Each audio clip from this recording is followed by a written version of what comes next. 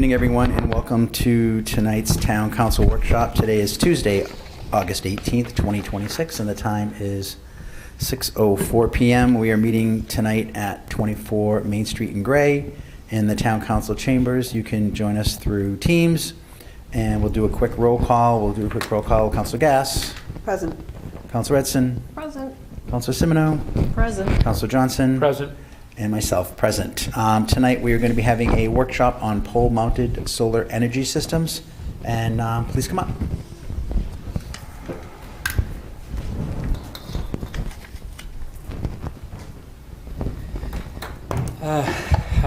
Good evening. I'm Ryan Keith, owner of Northeast Solar Trackers.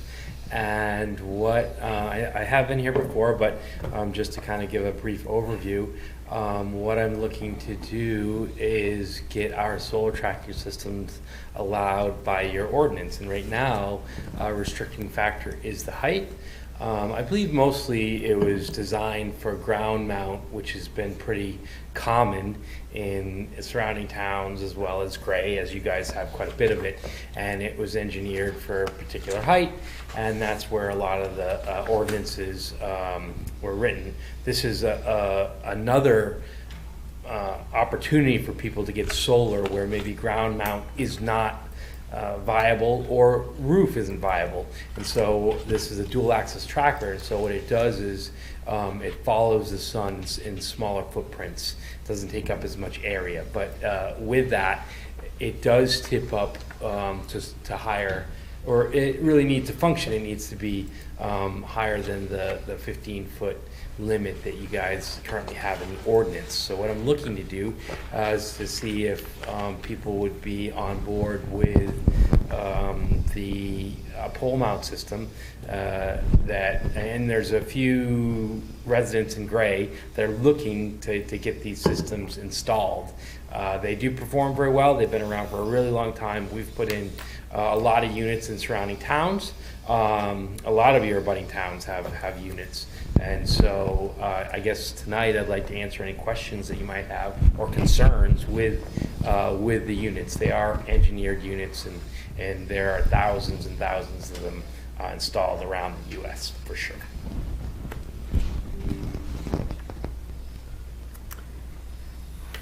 I have a couple questions. Yeah. Yeah. Thanks for being here tonight. I did some looking around on the internet, which obviously is a far cry from being an expert on this. I absolutely acknowledge that. I was interested in the materials that you shared, that you claim there's an 80% increase in efficiency from solar trackers compared to stationary panels. That some of the research that I saw suggested it was more like 20 to 30%, and I just wondered, are you using different technology or what's going on there? So 20 to 30% is what we can accomplish just with the bifacial panels, which with these trackers, because they're elevated, they're basically transparent on both sides. If you're installing panels on a roof, one thing that will reduce efficiency in a solar panel is heat. And so when it's on a roof, they actually paint the back side of it to be reflective to keep the panels a little bit cooler.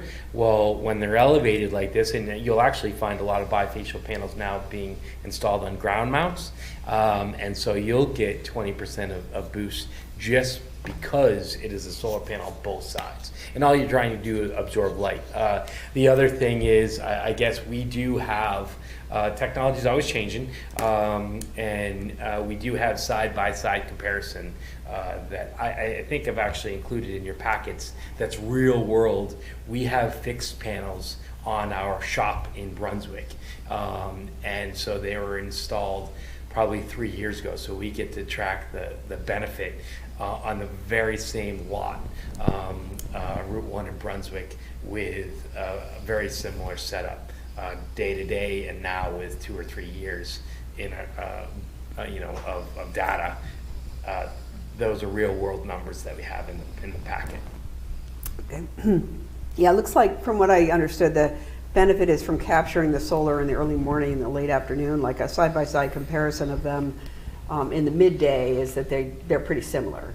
Yeah, and so because we're in the northern hemisphere, the benefit or the biggest benefit with solar is it needs to be perpendicular to the panel for the most part. That's where it works the best. And in the northern hemisphere, in the wintertime, the sun is so much lower in the sky, and so to accomplish the best benefit, those panels want to be around 60 degrees from the ground. Well, in the summertime, it basically is straight overhead. So when a panel in the wintertime is at 60 degrees, it's not going to accomplish it's not going to see the sun as well. And the other part is, I'm not sure, on the internet, there are single axis trackers, which you'll see that a lot of these ground mounts that you see on the side of the road are actually moving to the single axis trackers, so they'll just flip one way or the other. Ours, to take up less space, turns 360 as well, or 180 with the sun, so it chases it all day long at the perfect angle. And so that's where a lot of the biggest benefit is. And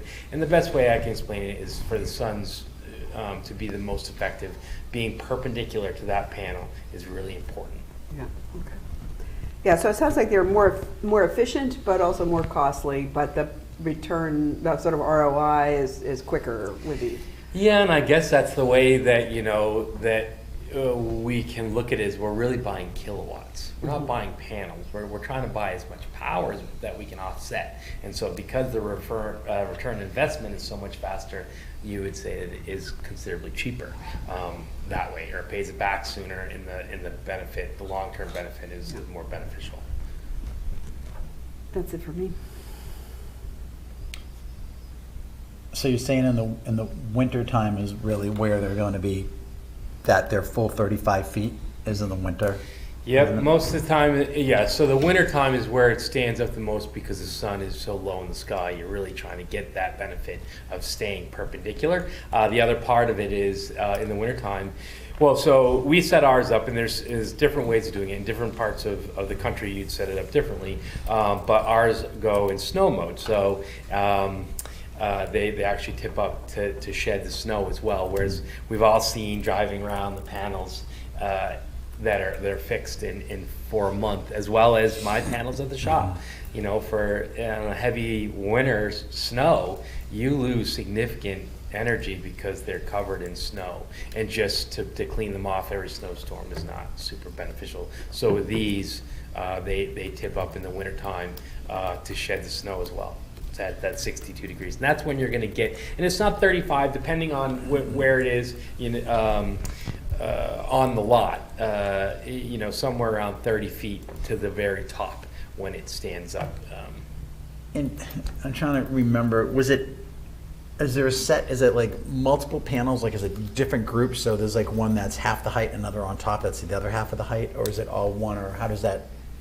So there's 48 panels in a checkerboard pattern. 48 panels. Some of our arrays are 42 panels, depending on what size panel that we utilize. Okay. We can do either one, but yeah, it's just in a checkerboard array. But it's always that high. Like you don't do ones that are like half that height. They're always that. Yeah, basically that's it. Even the 24 panels. So we have a 24 panel situation. Part of the benefit to this is as time goes on, land area is so important.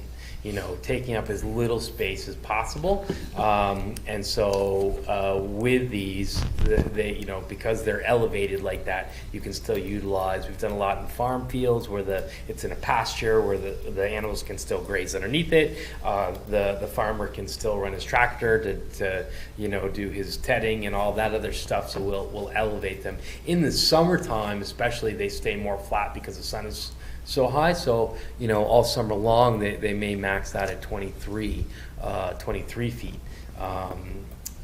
in height. It all depends on what time of the year, but it's like a six foot swing when it's flat to fully stood up. What is the size of the 35-foot height? What is the square footage going?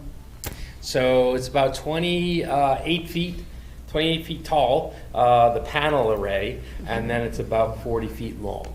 So 30 by 40 is the footprint, about 1,200 square feet. How about the size of the house? About size of the, garage, 30 by 40, or, So yeah, big as a some swimming houses. pool. The- Judy. What? I did see a picture. Okay, good, Yeah, I did okay, see a sorry. picture. One of the big things, and one of the reasons that we got into this kind of the niche is because it'll actually take up less than a third. Those 48 panels will do what 150 on a ground mount would do. And because the ground mount has to be spaced apart so one doesn't shade the other, you've got rows in between them. So we did a quick, comparison. A 10-acre solar farm or field, we can accomplish in about 1.5 acres with it. And the only thing, it is a little taller, but you don't have to fence it in. There's a lot of safety issues too that you can avoid with these because the electronics aren't low. You don't have to put chain link fence around it. You don't have to keep the animals out. They can still utilize that space and a lot of yeah. So I did a little bit of research on my own, and I read that some of the concerns are, some of the cons are, is the runoff from them, because it's such a large area that it's, the rain's coming down on this, and it's gonna come down under the ground and cause some different type of drainage, So if you put this on someone's property and all of a sudden the drainage is going towards your neighbor, you could be causing some serious drainage issues with these. Well, so the gap in between them is a couple inches in between each panel. So honestly, the grass underneath these units grows way better than out around it. It doesn't get burned. So it's greener and definitely thicker. So the drainage doesn't actually just run off in one direction like it would a garage, let's say, Okay. or a house or any other structure. It actually, and then at night when it goes flat, it's straight down, and so it is in a, the panels themselves are about 3.5 feet by 7 feet. So you're really Okay, not. so it is spreading it out. Oh, in for some sure, areas. yeah, Because definitely. it did say that there was erosion from some of those. Really? Yeah, Hmm. yeah. I would see more of erosion with a solar farm, whereas it's in rows like that, longer rows where you get a drip line would be more than our system where they're spaced out so much. And again, just personal experience with the ones we have, I know that the grass grows way better underneath this than it does out around. It doesn't get burned, doesn't get direct sunlight, and gets watered, and so it's greener. So the other thing I read too is about the reflection of it. So like when it's at that degrees, like it's like this, and it's gonna shoot off a reflection. So that's actually a misconception with panels in general. So panels in general, they did all the studies, whereas they're black in color for that reason. So it's just like baseball players when they put, it absorbs light, so there's no reflection. So it doesn't reflect it, it actually absorbs light. That's why like the ball players put underneath their eyes. And that's the reason for panels being dark rather than light, is because it'll absorb more of the photons and the light energy, which it's trying to do. So it actually reduces glare. So is there glare though still? There's no glare. No glare. Yeah, you can Google it, but that's the color of them. So you know, if you had a white one or a lighter colored one, it would reflect light. Whereas the dark colored, you see them dark blue or dark or black, in color, and it's to absorb the light and to reduce any reflection. So you're looking for the setback for the height of 35 feet, and what are you looking for the setback on the sidelines? Does it look minimal? Yeah, no setback. We're looking at this as it's really no different than a structure. It would have to meet all the other zoning requirements, setbacks from neighbors' properties or anything like that. So there sometimes there are concerns about shading or what have you on a neighbor's property. It wouldn't be any different than a building that way, but honestly, the way that it tips around, it doesn't cast that big of a shadow behind it, but yeah, no other reductions as far as setbacks from property lines or things of that nature. We're just looking to, treat it as a structure. Because 35 feet high is pretty high. If my neighbor put one of those in, I'd probably be pretty upset, honestly. Yeah. They're not like a beautiful tree. I guess it's no different than a garage or a house that's meeting the same height. And I do look at it as being a pretty big benefit moving forward. As power goes up and people are having a harder time paying their utility bills, this is a way to offset it for them. And I would hope that towns are more accepting to allow people to offset their overhead, their electrical consumption on their home with these. And there's the ground mounts aren't that much more attractive, if you will. It's just a means of offsetting some costs. Most of the units, we have a lot of them around that you don't notice. Most units are in the backyard, and once you step back from the unit, the 35 feet definitely doesn't look as standing right there underneath it. But I have seen them. Yeah. They're pretty apparent. That's for Yeah. sure. So the other question I had was it wasn't the setback. What was it? I think I forgot my question. Sorry. All right. We'll move on. If I remember, I'll come back to it. I like these better than the ground ones. I just think the ground ones, there's a lot more maintenance. You've got to, I don't like the looks of any of them, but it's, the cost of electricity in New England is just, I run my AC in Florida all year long, and I'm not there, and my bill is $60 a month, and my bill here is $600. So I think we need to do something up here, and I like these better. They take up less space personally, and I don't know. I know they don't look pretty, but I'm fine with it. I remember my question. So let's just say that somebody puts one of these up and they produce more than what they use. They sell that back to CMP, right?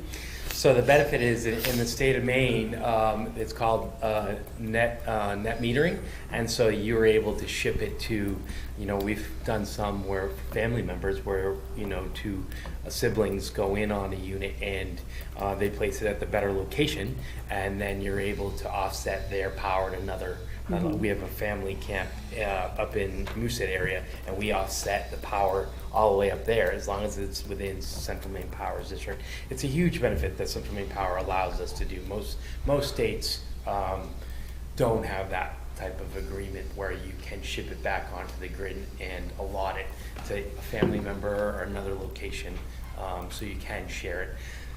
Unfortunately, as time goes on,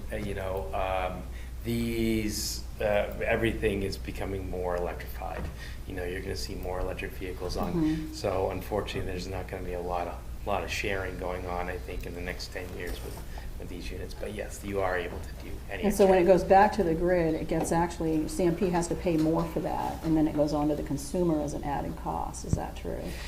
No, so actually the utility encourages solar to a point. So we've all heard of blackouts, and so the more solar during these, well, here's a great example. I just went down to a Red Sox game, and because it was super hot out there and everybody's running their AC, all the T's were shutting down because there was too much electricity being consumed, and the way that on those very hot days, the way that the utility grid powers all of that is from one location. So it's very difficult for them to keep up with that instant power hit. So that's what the blackout is. That's when the lumber companies get the phone call, or the mills get the phone call to shut down because we can't keep up with the consumer's power. So all of these solar arrays during those days actually trickle charge in all these different locations, so they don't have to fire up those auxiliary generators that are typically run on coal or gas that are very costly. The utilities actually got a new program that just got fired up a month ago because it's such a struggle on those really hot days where everybody is running, the air conditioners, all of that other stuff.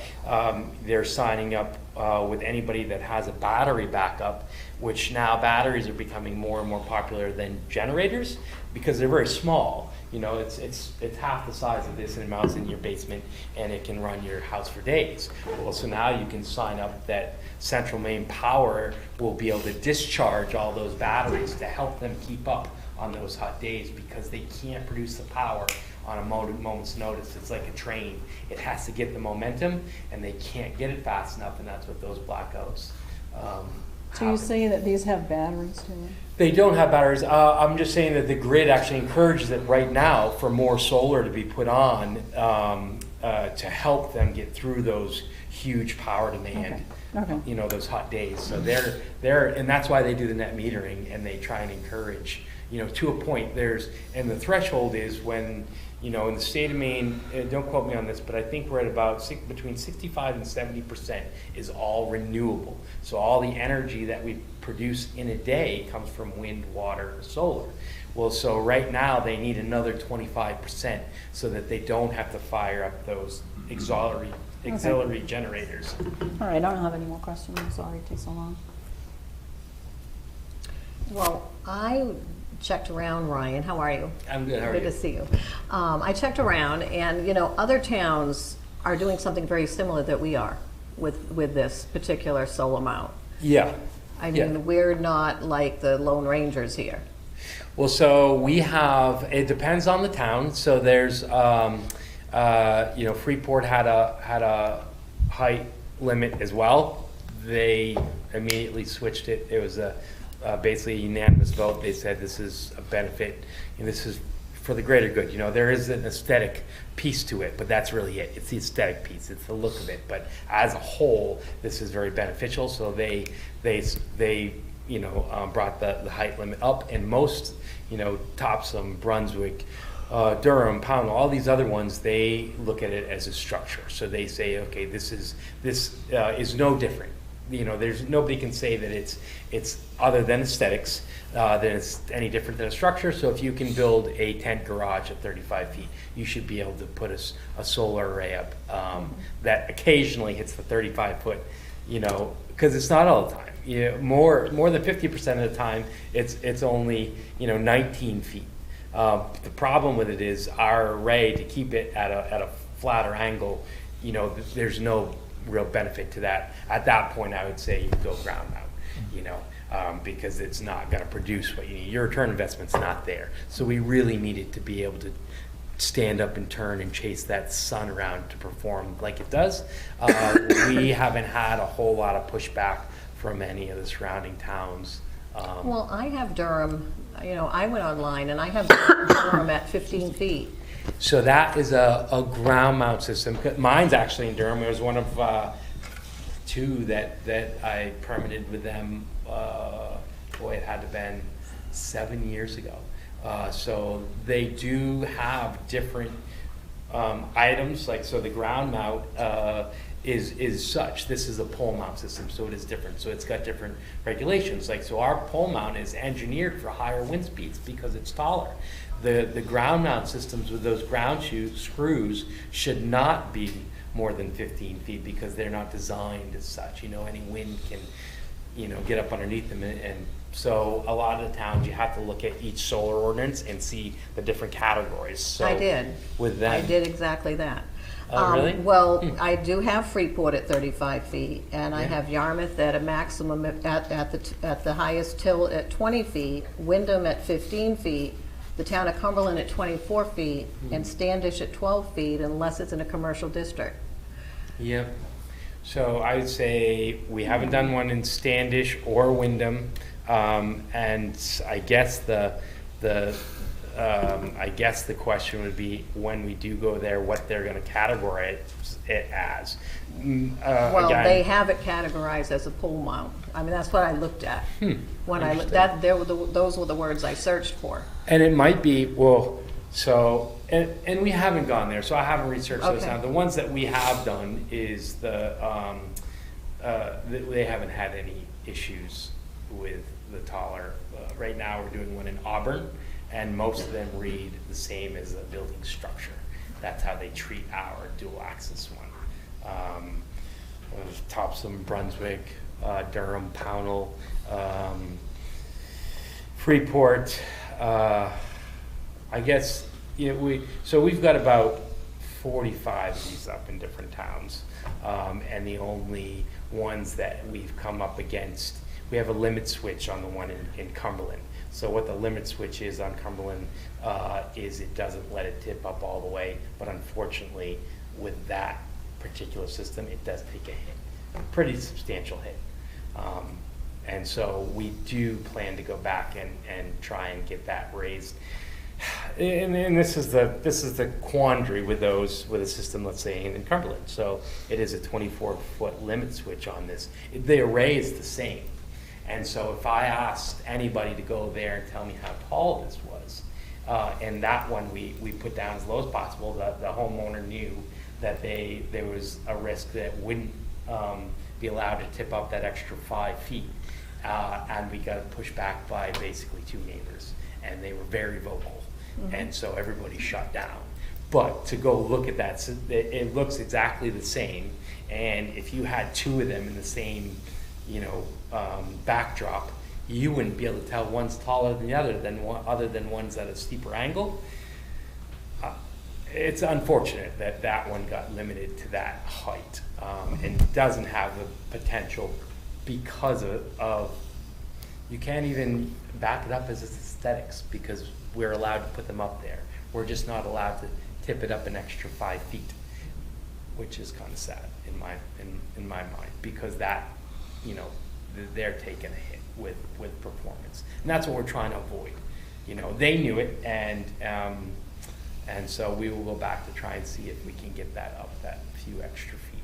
But to be able to put a unit up and look at it as it sits and not perform like it should, because of aesthetics. Because honestly, if we think about the ordinances as a whole, are we allowed to go tell a personal, homeowner that you can't build that garage because I don't like the look of it? You can't put that lean-to up because I don't like the look of it. There's really nothing out there that you can tell a homeowner they can't do because of aesthetics, because I don't want to drive by that. And that was the actual argument, unfortunately, was going down Tuttle Road. This thing is 300 feet from the road, and the argument was, I don't want to see this when I drive by it. My response was, you probably shouldn't be looking at 300 foot behind someone's house as you drive by. You should probably be paying attention. So Ryan, who says it's going to be 300 feet behind their house? I mean, do we have in our ordinance, Kristen, that it has to be placed behind the house? Because I actually know that one of the towns that I read, they specifically said in their ordinance that they wanted at all costs, to the best possible extent, that it has to be placed behind someone's house. Mm-hmm. So it's not to the side, it's not in the front at all. Mm-hmm. I'm going to be honest, these things are hideous. That's how I feel. And I would be upset if I had one next door to me. They're huge. It's bigger than a swimming pool on a stick. And then it's turning. It's not like some little thing. It's got a high impact, and it does impact the character, and it definitely impacts aesthetics and like historic areas in our towns. And I'm sure this is why some other towns have these height limits, because we actually have a village, a specific look for our village, that we've got for an ordinance. And why I feel like these are, they're pushing the limit for me. Yeah, and I will say, so on that, this did go in Vermont. This went to Superior Court. These particular units went to Superior Court. It drove up the ladder. Superior Court basically wrote case law that said you cannot ban these due to aesthetics. You have to have a structural reason behind it, because we can't tell people, other than historic districts, things of that nature, you can't say that an individual with their property can't do something solely because you don't like the look of it, because the looks in the eye of the beholder. I will tell you that AI, and this is the numbers that push out, if power increases, one of these units will make me $500,000 in a 30-year span. $500,000 is what it's going to offset. If you compare that to your mortgage insurance, your interest on your mortgage, it's very similar. So there is other reasons, monetary reasons, and to say to somebody that they can't have one. I do understand, like in historic districts, there's all kinds of aesthetic rules. It has been driven up the pole. Superior Court said you can't ban these things because somebody doesn't like the look of them. Everybody has the right to offset their electricity on their own property, if they so choose, however they want to. So has our town attorney weighed in on this for us? And we are well within our right with this? Yes, please. Yeah, we did check in, sorry, Kristen, town planner. We did check in with the town attorney. Obviously, the town attorney reviewed this ordinance at the time when the council passed it, about a year ago, a little more than a year ago. Several of you were on the council, some were not. And one of the main elements to putting forth the height restriction was aesthetics. And it does say explicitly in Maine law that, and there's case law in Maine, that you do have the authority under home rule for aesthetic or historic purposes. I can share that full language with you if you'd like, but we do have a legal opinion, and obviously the language for any ordinance before we go to public hearing is reviewed by legal. So simply put, what does that say? You have the authority as a town council to have this restriction in place, as you do, For the height restriction. for the height restriction. You can't ban solar outright. You can't tell someone you can't have solar, but it can be, let me read it. Legal instruments may impose reasonable restrictions on residential solar energy devices that are necessary to protect public health and safety, buildings from damage, historic or aesthetic values, when an alternative or reasonably comparable cost and convenience is available, or in shorelands under shoreland zoning. So the discussion at the time was that ground mount and building mount or roof mount are available, and that this level of height of a ground mount, we were considering them all to kind of fall under ground mount because that's where they are. Would not be necessary to go that high, that the council had the authority to limit it. Yeah, because I mean, you compare this to a garage, Ryan, but I would much rather my neighbor build a garage than to build one of these. And to be honest, I have to wonder how much it would impact the value of my property if my neighbor, because you know I'm in the medium density district, and I have different side setbacks than people in RRA. So it could be very close to my house, and I'm just. For sure, I do understand. And I I've know heard you all understand. these. Yeah, and I understand all these points. I really do. And to that, it says reasonable, and that's one. So we did go to an attorney as well. And the reasonable restriction, his basic word was, if you want to fight this, it could probably win because of the performance restriction. So I can show you side by side. People can put up ground mounts. We can put 40 panels in somebody's backyard. The return on investment just isn't there.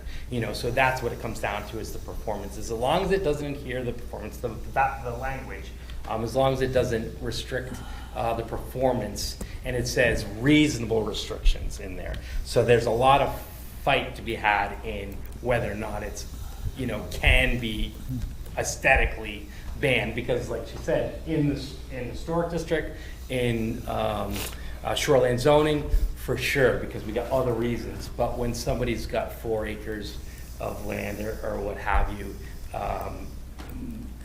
But is that what our ordinance says? I mean, do we say if you've got 4 acres, you can have one of these, or? Oh. No. No. So, I mean, why are we saying that? So if you live on a small piece of property like me, an acre, you can have one. If setbacks only, yeah, so. So our attorney, that because we wanted to do our due diligence as well to make sure this, so the way that the state statute, the main state statute reads, the solar rights statute provides that towns may enact reasonable restrictions when they are necessary to protect public health, safety, and buildings from damage, shorelands and shoreland zoning provisions, and historic or aesthetic values. when an There it is, right alternative. there, you just read it, right? Aesthetic values. Historic. No, he said aesthetic Well, afterwards. it does say aesthetic values, and there's a reasonable restriction there. It does go on to say, as long as, it goes on to say about, performance, the state statute goes on to say about, and I'm not sure, I think you guys all got this packet emailed to you, so you read it. So there's a comparison, and so essentially why Vermont has case law, because you can look at it, and they shot it down when somebody went up against the town. Our attorney said, yeah, we want to throw a bunch of money at this, I think we could win, but it's going to cost you thousands to get there, like it did this guy in Vermont. And I was like, I don't have that, and I don't want to go up and see what's reasonable and what's not reasonable, so. And then it's very, again, the solar energy thing is a benefit to people. It's trying to offset their costs, their running costs, and it is significant. So each one of those units, my units, that's $1,100 a month. That's what it puts in my pocket.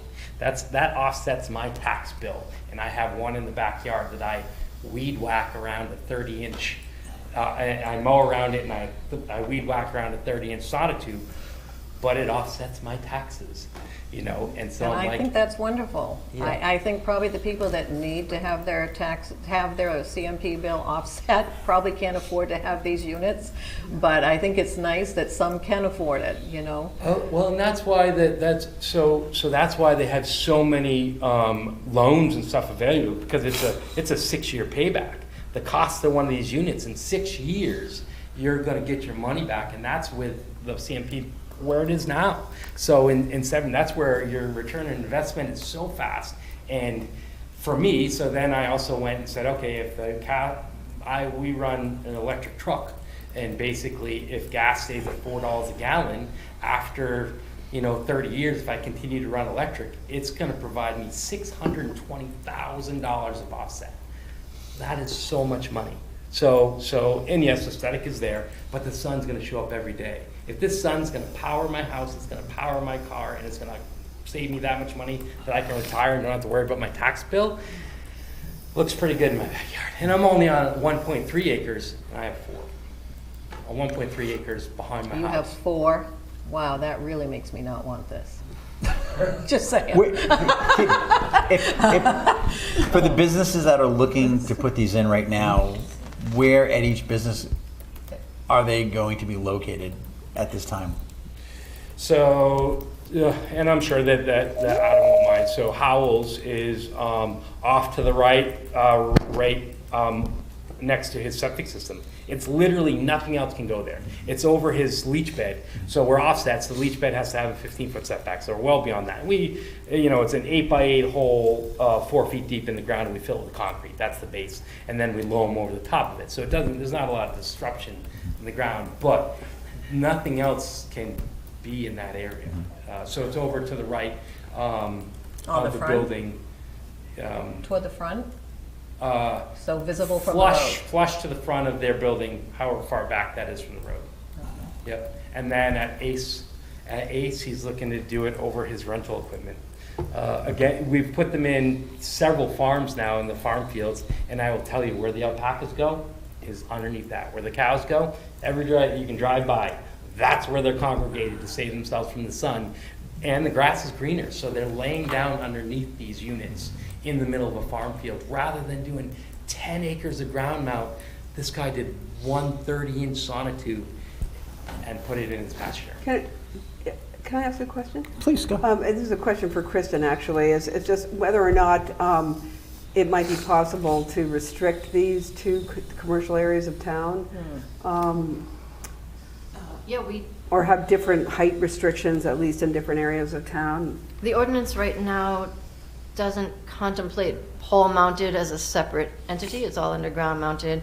And because of the need to allow solar throughout the town, we didn't do it necessarily by district. Right. I'm not sure what the legality would be of limiting it to certain districts. I would probably have to look into that with legal, just to double check. I do know that Standish has done that. Okay. In their ordinance, they have, in the residential, it's a 12 12 foot, so I mean, they have it even lower than us, but they have the building height of the 35 feet allowed in commercial.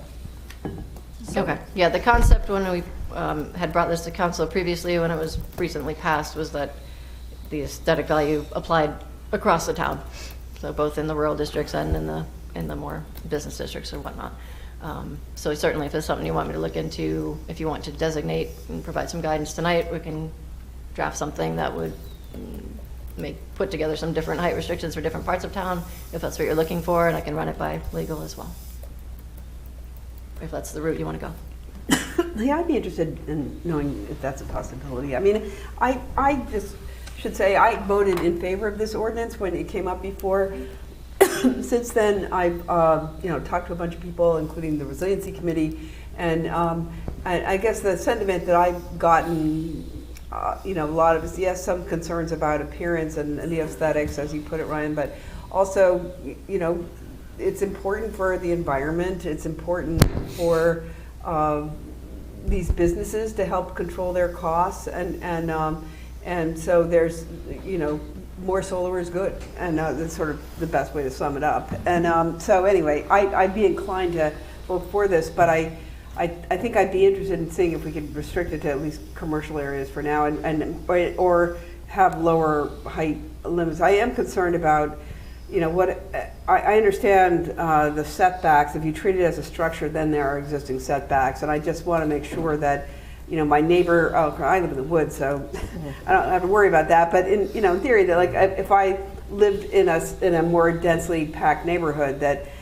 somebody could put up a structure that might shade my vegetable garden, for example, that would really piss me off. And generally, I mean, I'm not so concerned about the aesthetics of solar, because my response to that is always, what's really ugly? An oil refinery. And obviously we don't have any of those, around us, and that would not be contemplated. But there's things that are worse than solar panels. They don't bother me a bit, and I'm inclined to see if we can figure out how to do this.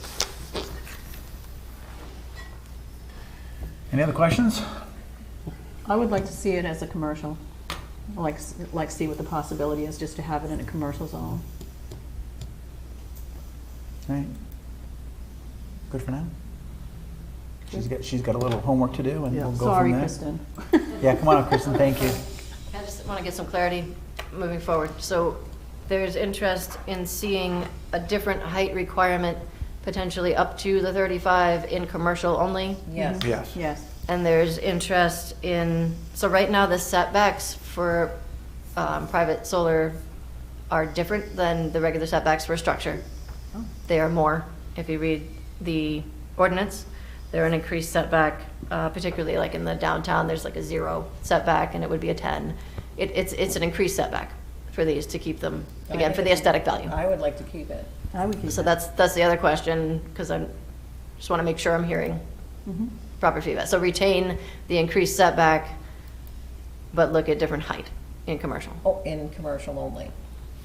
Okay, thank you. Yep. Okay, everybody's good? I'm good.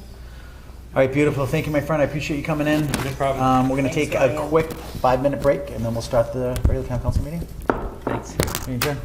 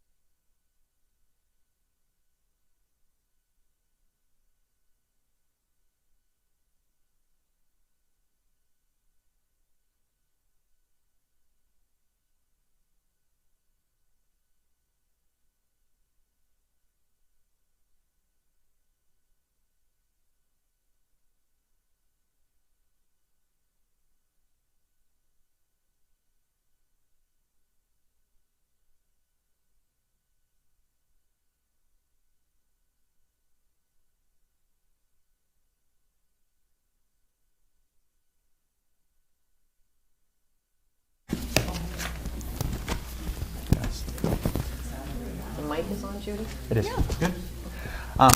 Hello and welcome to this evening's Town Council meeting. Today is Tuesday, August 18th, 2026, and the current time is 6:52 p.m. This meeting will be held at 24 Main Street here in Gray in the Town Council chambers. This meeting will be held in person and online with the link provided above. Residents wishing to participate in the public comment or public hearing portion of the agenda may do so by clicking in to participate or call in using the phone number provided as detailed in the agenda. I'd like to start with roll call. Councilor Gass. Present. Councilor Johnson. Present. Councilor Simino. Present. Councilor Edson. Present. And Councilor Palangi is present. And we can do the Pledge of Allegiance, please. I pledge allegiance To the flag Of the United States of America, to the republic for which it stands, one nation, under God, indivisible, with liberty and justice for all.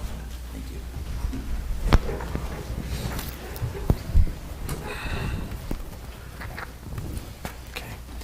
I would like to first start with the approval of the minutes. I move to approve the August 4th, 2026 meeting minutes as presented. Do I have a motion? So moved. Second. Any requests for amendments? No. All right, beautiful. If no objections, let the minutes stand. All in favor? Okay, beautiful. Minutes stand. Next up, we are going to start off with council communications. If I could start with Councilor Gass, please. Sure. Let's see. Open Space Committee, I missed the meeting this month as I was on vacation. The committee members are scheduling a meeting with Great Community Endowment coming up to talk about maybe some joint work. Resiliency, the committee discussed plans for the September 1st presentation to the council on what we've been referring to as the Surface Water Protection Ordinance. It's come to light that we'll have to rename it, as there's already an ordinance with that name, but that one is designed to prohibit extraction of lake water in Gray by commercial pool companies. So at the meeting Monday night, we discussed a different name and sent that to Lauren to submit for legal review. And the committee is turning its gaze toward focusing on what it will do next once the work on the ordinance is complete. I had no other activities since the last meeting, and communications, I received communication regarding the discussion at the August 4th meeting concerning meeting recaps and canceling those. Praising the acting town manager, it's always good to hear. Filling the school board vacancy, supporting repayment of the land acquisition fund, supporting renegotiating the contract with the sheriffs, and looking for some help getting access to Thayer Brook for stream monitoring. So that's it for me. Okay, beautiful. Thank you very much. Next, Councilor Johnson, please. I received all the same emails that were asked to be sent over by Grassroots. I got quite a few. And then, so the sheriffs, the land acquisition, the town council meeting asking for recaps from a few people. And that really was it, other than the one from someone that had an issue with the sheriffs not showing up. When they had called, they had said to send the video in instead of going over there. But that was it for communications. Beautiful. Thank And you. all my other committees didn't meet. All right, great. Thank you very much, Councilor Johnson. Next up, Councilor Edson. Yeah, I haven't had any committees that met since last time, but I went to the Blueberry Festival and it was a huge hit, and the weather was perfect, overcast, it was beautiful, it was wonderful. Lacey did an amazing job. I mean, this was like thebomb.com this time, I think. Everything was so good, and I just want to do a shout out to Mo Russo and his gang. Mo Russo, I don't know if anybody knows, but the lateral maze that was made with the little bumblebee hive and the little blueberry with the black bears, he made that. He made that with his own two hands, and he's just a smart cookie, and we're very fortunate to have him heading up our parks and facilities. And I just thought the Blueberry Festival was wonderful. And I just want to also give a little shout out to our Little League, Gray and Gloucester Raymond, because, you know, they did lose and they were out, but honestly, what a feat. for that team 2 times now for the state of Maine to go and be on ESPN. I just think it's wonderful. Agreed. Good for Yes. them. Yep. Agreed. Council Simino. Yes, I got all the same emails as everybody else. I do want to say that I have noticed an awful lot of police in town. I don't know what's going on, but they're like everywhere now. So it's like, what's going on? I mean, they're in my office parking lot. They were on my way home last night, or I saw them today, and it's like, okay, something's going on, and I don't know what it is, but it seems like a lot of coverage to me anyway. But also, I wanted to say that I was on the cost sharing committee for the School of Gray and New Gloucester, how we share our costs, and we met for the first time with a new facilitator, and we are meeting this Friday from 9 to 11. And our hopes is that we get this put on the November ballot. And I think it's going to be, I'm hoping that it happens. It seems to be a little pushback. It seems to be going slower than I had hoped. I didn't realize that having a survey go out on how much participation or how much everybody either wanted or didn't want this to happen was going to be such a big issue, but apparently it took us like a half an hour to decide about a survey.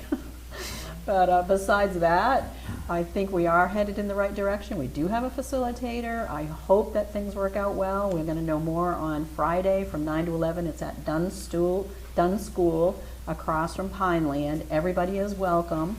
So the public can attend that. You're not allowed to speak, but you can come and listen and be informed, which we do recommend that you do, because this is a big deal for Gray.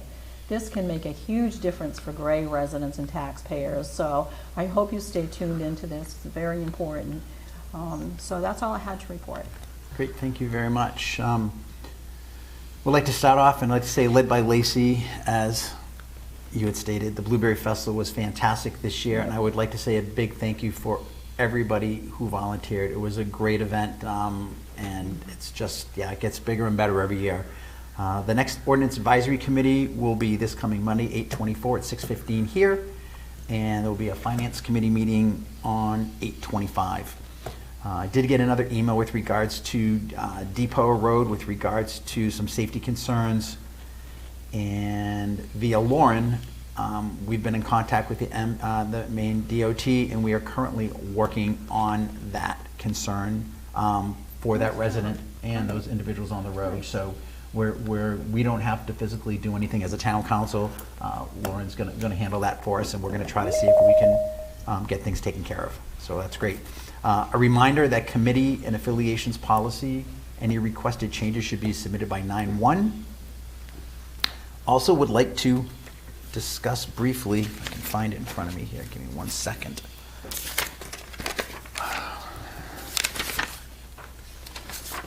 We had some discussion here as a group with regards to revisiting the town charter. And based on the discussion with legal, the current time window that we would need to get things done in is not possible. It's actually, based on what we were told, is actually the window's closed. So basically, what can we do right now? We can position ourselves so that this coming June, we have 2 questions to go to the voters. One would be, do you want to form a charter commission, et cetera? And then the second would be the candidates that are interested in that could run on the ballot. So on that date in June, we could do both. And the reality is, we wouldn't have time to put the charter commission question on now, even if we just don't have enough time. So a couple clarifications. The charter commission, now that we've kind of gone into it, it looks like it would include 5 members at large. And the charter commission would also include 3 individuals who were selected by the town council. And one of those members could be a counselor. Obviously, we would have to wait to see if the charter commission passed and get the candidates elected at the same time. And then after that, the town council would meet to determine the other 3 people. So I just wanted to give a little update on that. Okay, next. I want to talk briefly about the school board vacancy. For those of you unaware, we currently have a school board vacancy. Later this evening in the referrals and other business part of the agenda, we'll be discussing this topic with just a proposed outline and process to discuss amongst us. So we'll get into that a little bit further. Lastly, I also want to discuss public comments for those who come to the podium to speak. Whether I agree, disagree, or feel indifferent, I do respect and want to hear from the residents of this town, and would hope that the rest of the council, which I do believe feels the same. When individuals come up to speak, we are going to listen. We are not going to debate. In the past, we have had some individuals who would like to have a dialogue while at the podium, and that's just not going to happen. It's not the purpose. We also recognize the frustration of some individuals who come up with a group and do not understand why we may not move forward with something, even though it appears everyone speaking is in favor of it. My role and that of the council, as best as possible, is to be factual and not emotional, as the council must balance those voices with the broader unspoken needs of the entire municipality. The reality is Gray has about 8,500 residents. So even if a group of 20 people showed up stating everyone here wants something, it may be true for the group in the room, but when applied to the entire town, which is who the council represents, the size is not statistically valid, as 20 people is not even a quarter of 1% of the town's population. And to put that into perspective, to be statistically accurate, if Gray did a survey, for example, that was random, that means not people here, that means not people on Facebook that show up all the time, completely random, it would need to include almost 1,000 people. And if we got 1,000 people, the plus and minus would only be 3%. But I do want to make sure that you understand the words of those who come up and speak do have weight, in that you are here and you are present, and that is important. But please understand, decisions sometimes take time to be done properly. Thank you. And then I would like to turn it over to the town manager, interim town manager, Laura. Thank Good you. evening. Just a few things. The mill rate or tax rate has been set. It is $10.45 for every $1,000 of assessed value.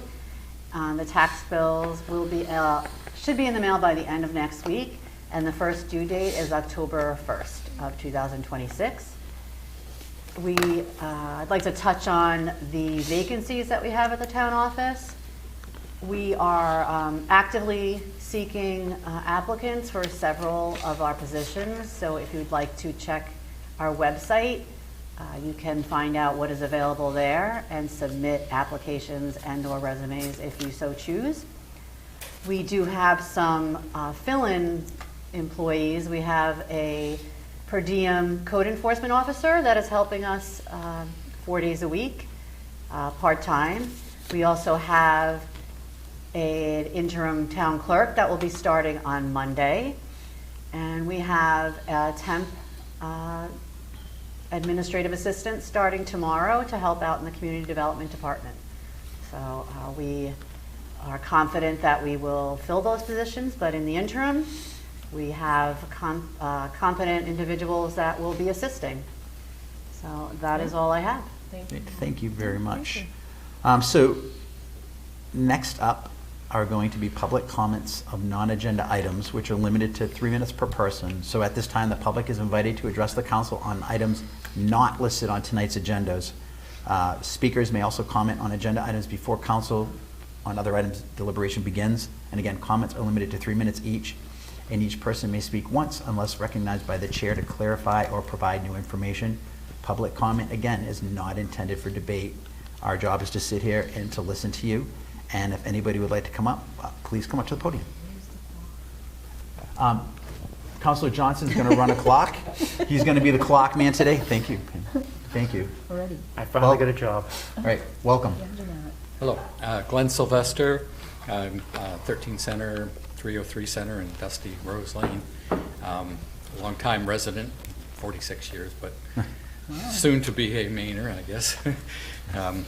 I've come tonight to talk about a consideration of change in the zoning law.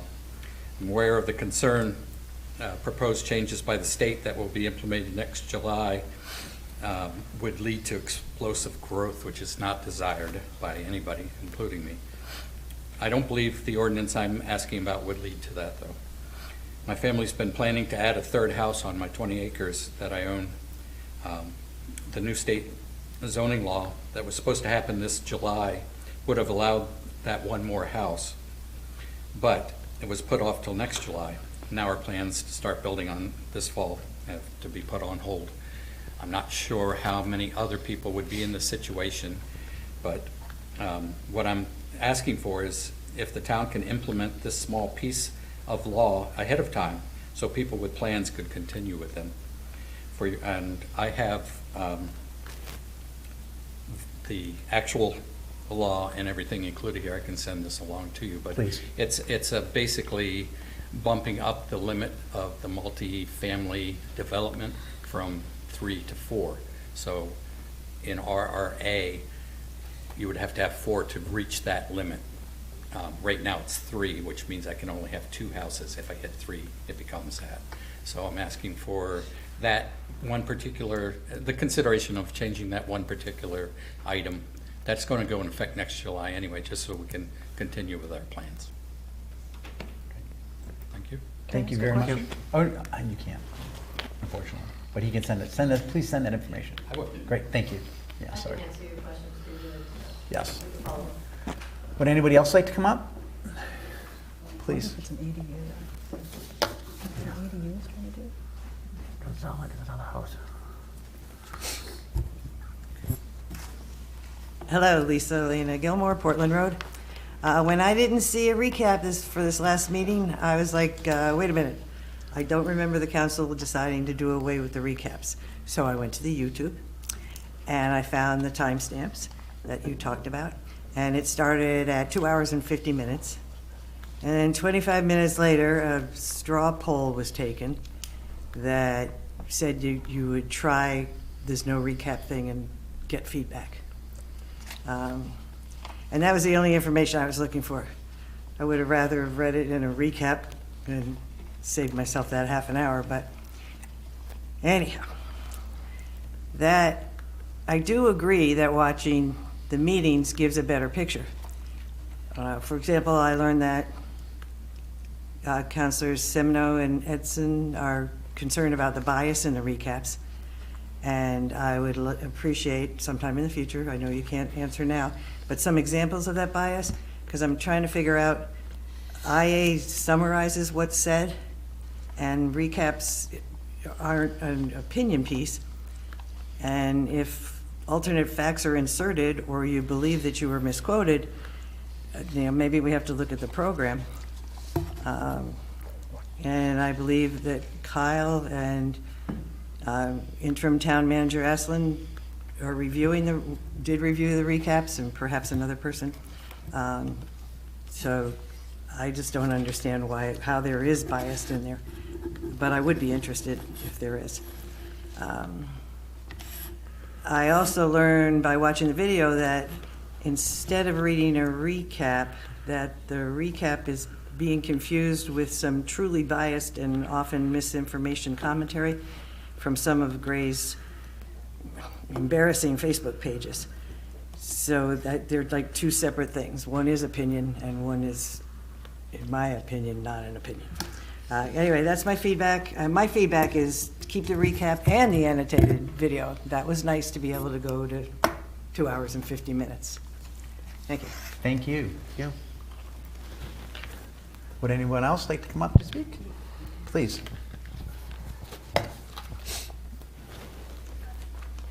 Good evening. Thank you for letting me have the opportunity to speak. My name is Stephanie Anderson. I live at 24 Merrimack Place in Cape Elizabeth, and I'm on the Cape Elizabeth Town Council. So I really feel and understand what the work that you do and the concerns that you have. I'm not here as a town councilor. I'm here as a candidate for district attorney. And I am here tonight to make the case to you that the race for district attorney may be the most consequential race in terms of the people that live in your community than any other race on the ballot this year. You know, I too was at the Blueberry Festival, and it was just exactly what you would expect a Blueberry Festival in Gray, Maine to be. It was delightful. But I learned something really surprising there. I did talk to some people, and nobody that I spoke with, other than the nice lady at the Democratic Party table, knew what the DA did. And so I think it's important that people know what the DA does and know why this election is so important. The district attorney is the chief administrator of justice in the county, and the fair administration of justice was one of the fundamental pillars of an ordered society. And who serves as your DA affects the character and vitality of your town. And as town councilors, I know that this matters enormously to you. And again, I say that not only as a candidate, but as a member of the town council myself. I understand the pressure that you're under, the budgets, public safety, employees, businesses, and trying to make your town a place where people want to live and thrive and want to work and raise their children. And the DA has an impact on all of these things. People think of the DA as being someone that goes after bad guys. And so and that is true, that's true, but that's it. The DA also sets the tone and culture for criminal justice in the county.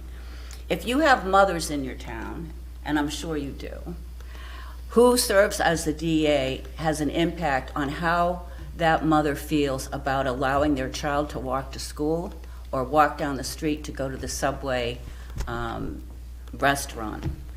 It affects your small business people and whether or not they are going to hire a new employee or are they going to have to reduce their hours or maybe even close their doors. It affects the morale of your employees, especially your police officers. The DA has an impact on all of these things. Public safety and economic vitality are absolutely connected, and businesses invest in communities when employees and in customers feel safe. Again, is that my time? Thank you. Is it? Yes. Oh, okay. Well, thank you very much. Thank I'm you. sorry. I ran through this before, and I was at 2 minutes and 54 seconds. I don't know what happened. Are you sure you had that set right? All right. Thank you. We very appreciate much. you coming in. Stephanie Anderson, Thank you. Thank you. Thank you very much. Appreciate you. Would anybody else like to come up to speak? I like it though. You will? I like it though. Hi, Lacey Anderson, 45 Lake Avenue. I don't want to reiterate something that's a dead horse, but Mo did a great job, and he deserves all of the praise that he's getting, or needs to get. The attendance was flat in a good way, Saturday of this year from Saturday of last year. The weather was scary, Friday night, knowing what Saturday would be. So Saturday hours were the same, or Saturday attendance was the same as last year, which was good, 4,400. But Friday made a difference itself. We added Friday for people that can't make the Saturday event, doesn't want to make the Saturday event. And Friday, I think, is going to stay because everyone we talked to said, thank you for adding Friday. So what will it look like in the future? I don't know, but we'll keep Friday hours, I think. Besides Mo and Joshua, who made the games, which is amazing, I wanted to thank our two VIP sponsors, Cumberland County Federal Credit Union and Jail Bear Brothers, and 20-plus volunteers that came and helped 2-hour shifts. Sometimes they were there all day. It made a huge impact on making things grow. An unrelated business, but it kind of does affect the Blueberry Festival and other functions here in town. Some of these trees out front here, the big maples, they need to be pruned. There's some serious dead limbs that are scary. And I think you might have to hire an arborist to do that, possibly. So that would be a budget item. And then along 115, well, it's like 100, 115, coming from the exit 63 to the Gray Historical Society, there's these big oak trees, I guess. Some of them look ratty, and there is a dead one. So if the arborist was hired, that I know of, like, check out these trees, and I think there's like 8 trees between the Historical Society and exit 63 that could use a haircut, and that's a budget item, so keep that in mind. Thank you. Thank you. Good job. Blueberry Festival. Would anybody else like to come up? Thank you.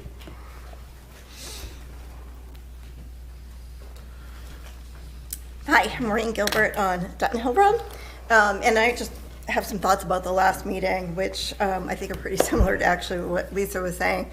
And I just wanted to reiterate that I find the recaps to be very helpful, and I guess I'm unsure too when you talk about bias, because it's a town employee who writes them, and it sounds like they're reviewed.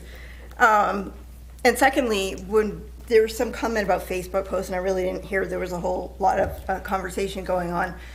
But where I do see bias is these community toxic Facebook pages that exist. I don't know if any counselors are posting as they have before, But the council rules clearly state that councilors will create a council-specific page to communicate with constituents. So I would recommend that maybe all of you have a Facebook page, say, Vincent / town councilor or something like that. I also felt like there was quite a bit of time that was wasted on things that have already been discussed, such as the logos. The new logo has been paid for, the creation of it, any new stock. There will be no stock printed until the current stock has been used up. So again, I don't know why we were talking about that. There was a suggestion that the money that was taken from the land acquisition fund not be repaid, and I do hope that that's a discussion in the next year's budget cycle, because that is money that was designated for the fund. So I think we should find a way to repay that. Lastly, I just want to say that now's the time to focus on the big things. How will the budget process be changed so that it's clear, it's transparent, it goes more smoothly? How can revenue be raised to offset taxes as opposed to just cut? There has to be a way to do that, because we can't continue to cut the services that we do. And I just want to say I don't know why all the town employees that resigned did. I'm just wondering if there are people that feel that maybe Gray isn't such a good place to work for, and if that's the case, what can we do to change that? How can we encourage people to come to Gray, want to work here, and realize what a great place it is? So, thank you. Great. Thank you, Maureen. Would anybody else like to come up to speak?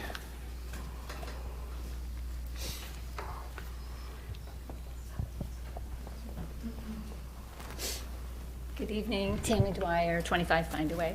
Thank you for your time. Thank you for your attention. If you're looking for feedback on the recaps, I do think they're valuable. I think it does probably remove some barriers for folks, so they're make it a little bit easier for them to be involved in local happenings and issues. So I would encourage us, and maybe if it's AI, it's less biased, I don't know. So that would be my feedback on that. I want to say that I concur and reinforce what the chair was saying, that data-driven decisions as a way for you all to make decisions, I support, so I encourage that, and not relying on anecdotal, and I saw, and I mean this in a good way, at the last council meeting, I saw a lot of discussion looking for valid sources to make decisions on. And so I appreciate that, and I think that's a great way to build trust. So I would encourage that. And then, and I know you guys can't answer me, but I'm curious if, with the amount of employees departing, I'm wondering if we do exit interviews. And if we don't, if it's, and maybe it's too late to do any right now, but if we don't, if that is a process that we could put in place, because it's usually a good way to just collect some feedback. And if anybody here has been a supervisor before or currently is, right? I mean, if all of a sudden a bunch of my people left, or, and I know that happens with transitions, but I think there's information that we could be gathering that could be useful.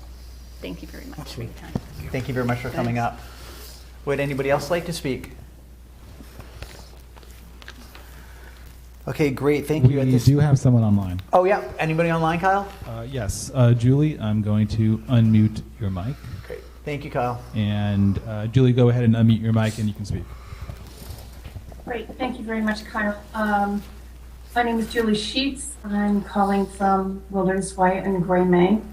A couple of things that I may have misheard. I believe I heard a reference to a school board, and I do not see that anywhere on the agenda, either under referrals or anywhere else. So my concern would be that I don't believe you can discuss anything unless it actually appears on an agenda. On an allied topic, I am also concerned that this council referrals has kind of developed into a, I'm not sure what I want to say, but a way of avoiding actually putting something on the agenda and allowing public discussion. These council referrals really should be limited to a discussion of, do you add it to the agenda?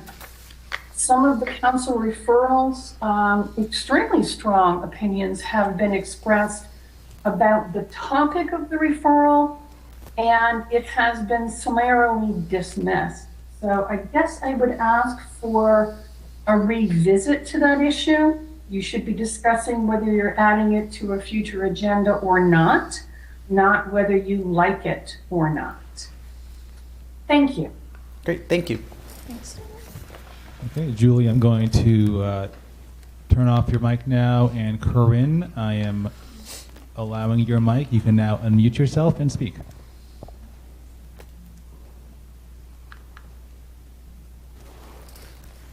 My name's Corinne Briggs. I live on Wander Lane here in Gray.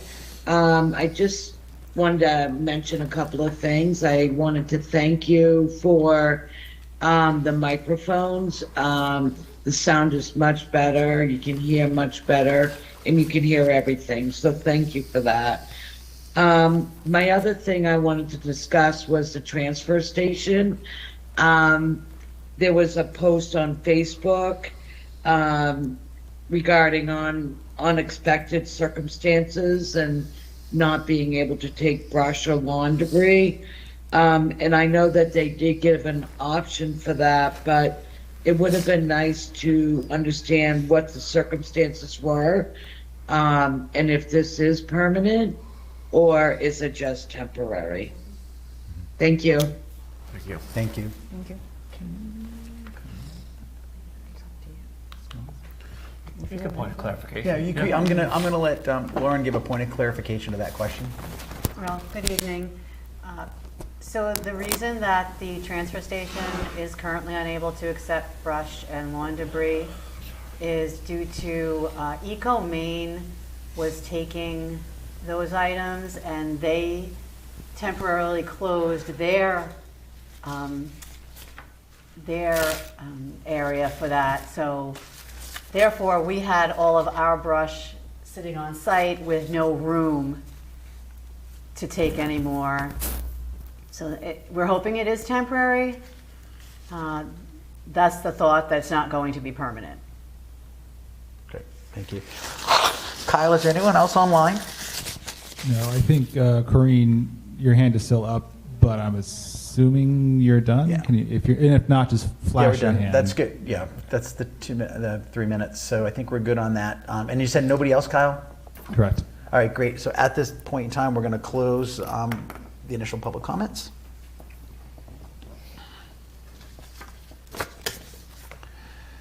Okay, first up is, excuse me, is order I'm gonna open this a little bit better so I can see it. 2627-7. The agenda item is a zoning ordinance 402.7.9 ADU standards amendment. And the town of Gray hereby ordains that the town of Gray shall adopt the proposed amendments to the accessory dwelling unit section of the zoning ordinance chapter 402.7.9. Could I get a motion? So moved. All right, beautiful, first and second, okay. At this time, we'll open up the floor for public discussion on this motion, if anybody would like to come up and speak. Okay, great, and at this time, we will close public discussion on this. And now we'll open the floor for any conversation with amongst the councilors. Council Gass? I have no additional comments. Beautiful. Council Johnson? Listen? No. All right, beautiful, okay. Okay, so with regards to order number 2627-7, The Town of Gray hereby ordains that the Town of Gray shall adopt the proposed amendments to the Accessory Dwelling Unit section of the Zoning Ordinance Chapter 402.7.9. All in favor? All opposed? All right, so the order passes in the affirmative.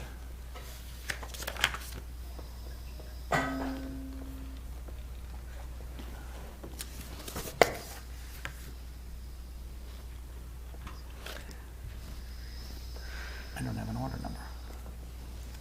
It's, On zoning? I have it right here, you ready? Yeah, give it to me. It is 2627-8. Okay, beautiful, thank you. No, that's weird. Yeah, So next up is order 2627-8. The agenda item is zoning ordinance 402 compliance amendments. Motion is the Town of Gray hereby ordains that the Town of Gray shall adopt the proposed amendments to the zoning ordinance chapter 402. Can I have a motion? Motion. I'll Mike, second. Great, Ann, thank you. Mike and Ann. At this time, we will open the floor for public discussion on the motion. Would like to speak? Okay. We do have someone with their hand Beautiful. raised All right. online. Please, yes, Kyle. Aaron, I'm assuming you want to talk about this. I'm going to unmute your mic. And if you do want to talk, go ahead and unmute yourself, and then you can speak. I'm so sorry for the interruption. I've been trying to raise my hand on Facebook and YouTube before realizing I couldn't do it. I was trying to speak during the comments. If it's too late, I totally understand. But I just got on the Teams and saw the hand raising function. Count the hand. Lower at the end. Yeah, we're gonna do a talk at the end, and we'll let you back on at the end if that would be okay. Yeah, that's All perfectly right, great. fine. Thank you very much. So at this point, we're going to conclude the public comment on this item. Now we'll open up the floor for public discussion. So, Councilor Johnson, any I don't questions? have any. Councilor Gass, any questions? No. Nope. Beautiful. Okay. So with regards to Order 2627-8, the Town of Gray hereby ordains that the Town of Gray shall adopt the proposed amendments to the Zoning Ordinance Chapter 402. All in favor? All opposed? Okay. Order passes in the affirmative.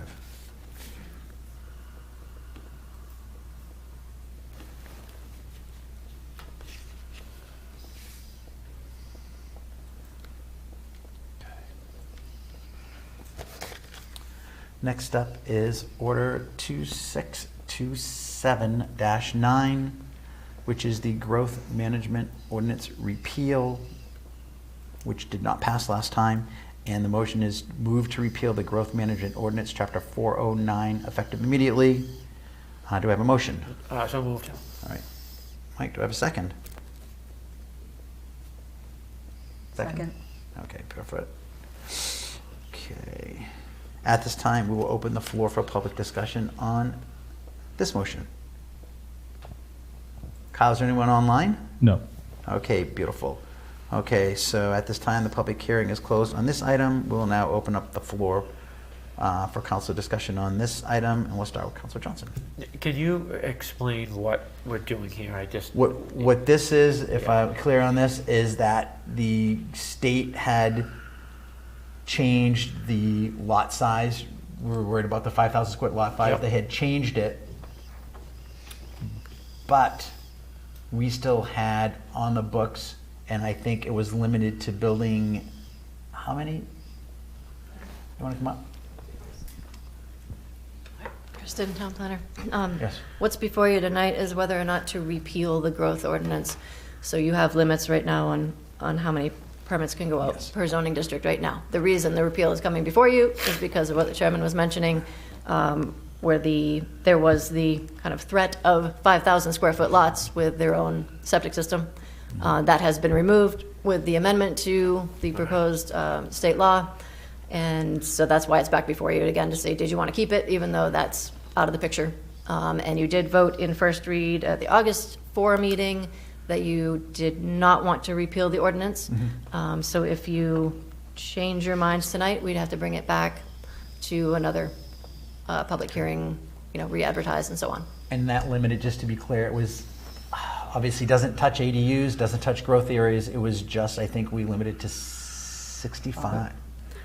65? 53, I believe. I can pull it up. So you have a total limit, and then you also have limits Per per permits. zoning ordinance. Yeah. And you have a limit per developer. Yes. So yeah, right now, it is a limit of 53, which actually doesn't add up to the allocation in each district, which is something we're going to talk about in the future when we bring this back to workshop to talk about amendments Yes. that you would mention at the Yes. August 4 meeting. And it was how many, was permits were 5, 6? How many permits? 5 per developer All right, or cool. entity. So per all right, fiscal great, year. thank you. So I think the thing that we wanted to do is keep it as it is, and then we want to revisit it, because I think on some of the developments, a lot of them were, 13 units, because the EPA needs to get, is it that right? EPA needs to get involved with over that? Yep, so you're. Or the DP, sorry. And Tonight is so just, do you want to repeal it or keep it? we want to, I think we voted it down because we want to keep it in place, but then we want to revisit it to maybe up that a little bit, to your point, if you've got I want to to. repeal it tonight. I do too. I do. Huh? I want to repeal it. So. That's are the we- vote tonight. Are we Keep- voting to, that's what I'm trying to. Keep what you figure- have or We're going repeal to keep it? what we have, or we're going to either vote to repeal it or Okay. vote to keep it in place. Okay, so, So- so substantially, we gotta make a motion to repeal? Yes, And so then the- we're so, gonna come yeah. back, is that what you said? There was discussion at the last meeting about wanting some changes to it if you do not repeal it. Okay. So that we were going to come back to workshop to talk that through to see what the council may want to change.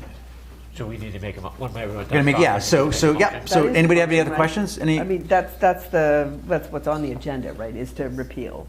So, yeah, That's what I'm in trying the to last time, it failed to Right, repeal, yeah, understanding, but that's yeah, what's yeah, on there, yeah. 100%, yes. That's That's why I'm So- confused, okay. Okay, all so, right. yep, okay, so it's, does anybody else have any questions, or we? Yeah, I do. Yeah, but we don't want to repeal it. I don't We have want what's questions, on but here. I would like to want that. repeal this. I think that we're putting builders in our community, I just think it's detrimental to them to do 5. I just think that to expect somebody to come in and do any kind of developing, and I just want everybody to know tonight, because I verified this, on page 30 of your agenda packet, letter D, you know, it talks about affordable housing. This doesn't affect affordable housing. Right now, if somebody comes in and Cumberland County just bought a 100-acre lot here in Gray, and if they want to do affordable housing on that whole entire piece, they can, right? With it, this doesn't keep them from doing it. They're not subject to the growth management ordinance for Exactly. affordable So housing. that has nothing to do, this growth management doesn't control affordable housing at all. What it does control is building houses. So I would like to see the number go from 5 to at least 8 or 10. I think to expect a builder to put in the infrastructure, the engineering, I mean, I worked in the code office, so this is something I understand, how much money they put up front to do some of these things. And it's a lot of money. And to say, oh, you can only build 5 houses, that doesn't begin to make it feasible to them financially at all to do this. So, I mean, I would like to see it be higher for them. And maybe, you know, it doesn't have to change the amount of houses that go out, you know, the number total, but maybe one person. You know, and I have to wonder if we do go through with this growth ordinance and we do suppress, because a lot of the houses that are built in our town, you need to understand, are from developments, you know, they are developments, you know. I mean, if we have 3 or 4 developments going on, then it's likely that we've had, you know, 5, 6, 7 houses being built a year. So, I mean, this could substantially reduce the number of single-family dwellings or duplexes that are built in a year's time. So, I mean, maybe, I mean, staffing, we may not, I mean, there's not going to be as much to do if housing is cut down. And, you know, I don't think that we have tons of builders, like I say, my son, that's going to build, I mean, if he builds one house every other year, you know, here in Gray, I mean, we don't have these builders in Gray that just do a bunch of single houses all over the place, you know, it's one here, one there. It's the majority of the houses that are getting built are through developers. So, I mean, I think there's a lot to think about with this, but I want to repeal this. I would just concur with that. I think Maine, the research shows that Maine needs 84,000 additional homes by 2030 to keep up with demand. We've seen prices skyrocket in recent years, and that's because we have a shortage of houses. And I mean, in town after town all over the state, not just Gray, you know, have limited development, and that's why we're so short. And I think, part of the reason is that existing homeowners have a disproportionate kind of power because they're existing taxpayers. They're the ones who, vote in the councils or the select boards, and they're the ones who advocate against housing developments. So, because they're worried about protecting their own property tax, property values. So I just feel like it's really incumbent on every town in Maine to step up and do more to allow more development. I understand that, that can use open space in Gray. That's why for several years now, have been working with the Open Space Committee and the town to set aside money in the land acquisition fund that can be used to protect open space. I think that every person in town, every taxpayer in town is responsible for helping to protect open space. That's not just falls on individual, on limiting the development opportunities for individual property owners or developers. So anyway, long story short, I am in favor of repealing this growth ordinance altogether and not keeping it to amend, for example, which I think is what the other suggestion is. Councilor Johnson? I'm all set, thanks. Good? Question? So how many houses got built last year, do you know, approximate? I believe the code office had said it was about 70 building permits. A year before, 70 maybe? I don't have all the stats. Tammy had worked on this prior, so I'm kind of picking up the ball. So Okay. I can get that information. So we did when this came out, because I was part of it, we did a average over 10-year or 5-year, 10-year plus 10% or something Right, to that it was a figure. mathematical So we did formula. we had a mathematical formula. We said, what's the average plus? So And that's how we more came than- up with that meeting. That's how we Oh, came so up if with you that did number. that, then how come we are at 50, what did we say where this comes up to Yeah. 50? 53 is your cap right now. 53, and how can, if you got 8, like she wanted to do 8, how many would that be? What would that bring that total up to, closer to, how come if we're increasing it by 10%, it's only gonna be 53 and 7 to 70, over That's 70? that was the core of the averages that we did. Just Yeah. last year was a heavier year. Oh, 10 years. Last So Oh. I mean, If- again, getting into the weeds on that stuff Yeah. is stuff we can workshop, If- but my question for you is, if we, I guess what I understand what you're saying. What I'm thinking is, if we vote this down and we don't repeal it, then we could go back in and we could start afresh and increase the number, because then we could go back and increase the number. Because I understand what you're saying, especially where there's development, there's 13 homes. I think we should update it from 5 to probably 7. Because then you've got 7 homes one year, 6 the next or something, so you could do a development in 2 years, which we have looked at the developments and what people were building, and nobody was building. We looked at it. I don't think anybody was building more than like 4 or 5 in a year. No, that's not true. it's rare, but there It's are rare. some that did So it's 10 or rare. 11. There are some So- builders that do. Can we change it tonight and go to 8? We can start a whole new one, The right? question before you was repeal. Repeal it. Yes. So I don't know that think I would so mix the thing would amendment. be, so my into- my suggestion, and we're gonna vote, would be, let's keep it in place, and then let's put a new commentary in, and I can even do it, and we'll go at it again, and we'll figure numbers that we want that way, and we could do it at our next meeting. So why would we do that? Why would we put this in place when we're gonna change it? No. The Growth Management Ordinance is in place. It became effective Yeah. July 1. So Oh, if okay. we vote to repeal it, don't vote it down, then it's gonna have to come back again, right? Because then we have one Well, it's positive. gonna, when we go to the workshop too, right? I mean, it's coming back. If we- I mean, that's up to the That's up to council. us. If Right. you either, So I think that if you would be, repeal it so I'm tonight, saying, I understand what you're saying, and I'm on board with it, but I'm just saying for tonight, let's just, because then it's just gonna be in limbo. Is it in limbo?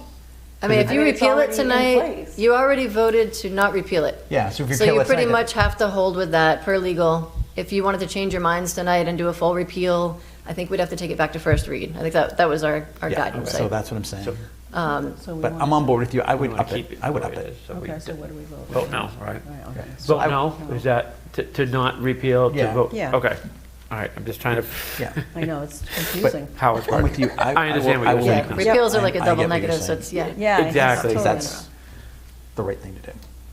And we can look at the overall number as well. So, All right, so at this point, I'm just going to say, all right, so order 2627-9, move to repeal the Growth Management Ordinance Chapter 409 effective immediately. So all in favor of repealing it? We're repealing it, sorry, yes. Yeah. I'm with you. All right, all in favor of not repealing it? So still 3-2, we're keeping it, In place. and then you want it back at workshop to. Well, yeah, pick it up. we're going to go back over this again because Yeah. what they're saying makes sense. I get it about the increasing, and we can look at those numbers and we'll. Yeah, I'm fine I with don't that. have any problem with I reducing it to I 7 don't. or 8. But remember, this keeps us from something like the dry mill situation. Like it. Because remember the Well, dry. I'm not sure that's true, actually. I mean, the existing zoning would have, easily did prevent the dry mills project from going forward. All right, so I'm just going to make a note to read. I'm going to make a note to. Okay. Ordinance. Repeal. Change. Permits. Yeah, I can get you some better stats for Yeah. workshop, and we can really dig into the numbers. Yeah, that'd be great. Yep.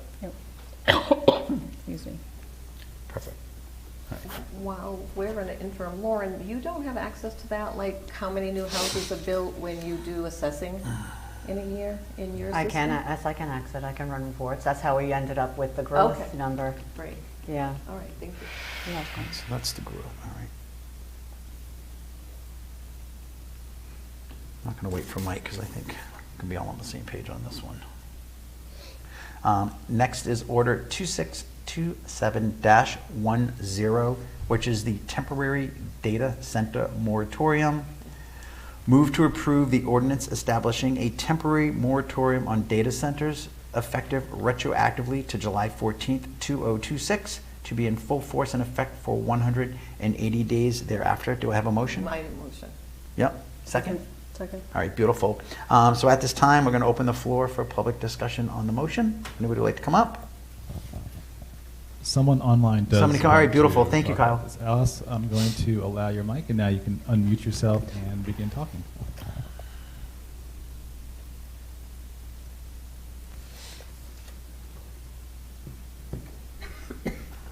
Okay. I think I was successful. Hi, Alice Gouch, Hyde Road. This whole discussion about data centers, I'm guessing that there is no concern about imminent construction of data centers here in Gray. But as someone who's concerned for the intentional and ecological use of our natural resources and the costs of rate increases for CMP, I just want to make my voice heard that I am not in favor of any data centers coming to Maine, and specifically not Gray. So I like this moratorium. Thank you. Thank you. Thank you. Kyle, is there anyone else online? No one who has raised their hand. Okay, beautiful. So the public hearing is closed on this item. We will now open the floor for council discussion. I'm going to start with the first motion, which be Councilor Edson. I'm happy with the way it is. Councilor Semino? Yeah, I want the moratorium. Councilor Gass? I'm in favor of it. Okay, beautiful. That's what I figured here. Okay, so with regards to order number 2627-10, move to approve the ordinance establishing a temporary moratorium on data centers effective retroactively to July 14th, 2026, to be in full force and effect for 180 days. All in favor? War? All opposed? So motion passes, and obviously Councilor Johnson has stepped out.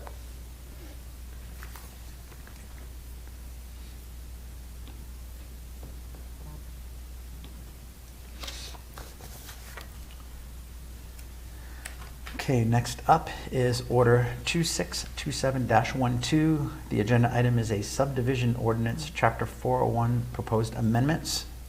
The Town of Gray hereby ordains that the Town of Gray shall adopt the proposed amendments to the Subdivision Ordinance Chapter 401. Could I get a motion, please? So moved. All right, and second, please? Second. Okay, beautiful. At this time, we'll open the floor for public discussion on the motion.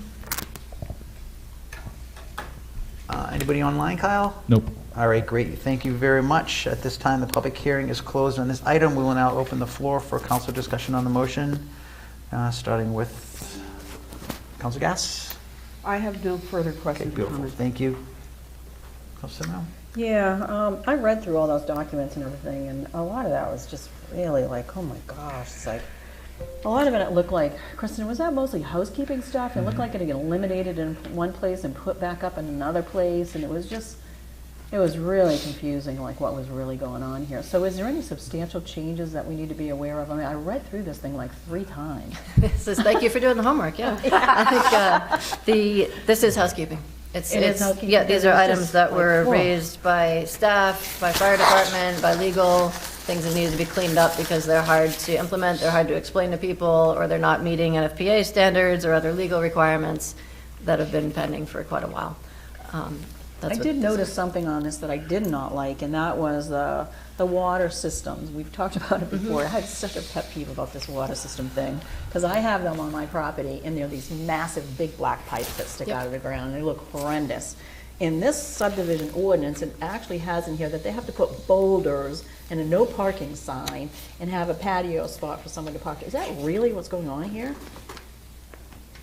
For cisterns? Yeah. Yes, the fire department wanted some cistern standards updated to be more in line with NFPA and to have some more guidance for how they're handled. I mean, that's kind of silly to put a bunch of rocks in front of the pipe. I mean, really? And then a sign on top of that? I mean, they look horrendous already. I mean, really, we're going to do that on top of this? I mean, the concept was to, mark them and keep them safe from being run into or driven over. Have you not seen them?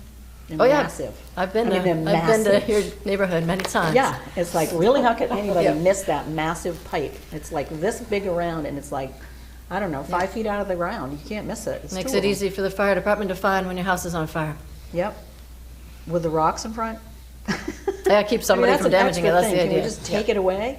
Can we take that thing away? I mean, that's silly to put a sign in. It's gonna be on my property, I don't like it.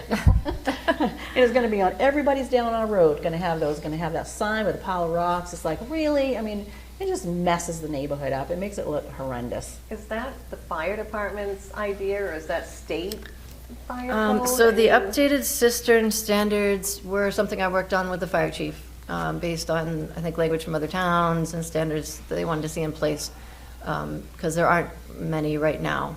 There are the 3 options right now when you do subdivision for how you're going to do fire protection. If you don't have a hydrant close enough, you need to do a cistern or sprinkler systems. And that's the developer's choice, per unit, making sure that each unit has fire protection options. But yeah, as far as the cisterns, that was language that I worked on with the fire chief. Is there any way we could have that taken away? If that's something the council wants to see, let me find the exact piece that you were talking about. Guys, is it a problem? I know that we're at the same place. Disgusting. I haven't seen It's this. gonna cost money for the builders to do it. I mean, they have to put rocks in Storage it. It's like capacity. stupid. I don't want sprinklers. I don't want sprinklers either, but those pipes are horrible. Location and dimension of the vehicle pad. Location and dimension of guardrails, bollards, or boulders to be installed for protection against vehicular damage to the cistern and piping, and no parking signs. I mean, even the guardrail is silly. I mean, The no gosh. parking sign is intended to keep someone from blocking where the fire truck would access the cistern. They're close enough to the road where they don't even really need to have a parking spot. And it was right there on the road. I think, yeah, I mean, this language is in there to ensure that the cisterns are protected from vehicular damage and to make sure that the fire department can access them when they need to. That's why the language is there.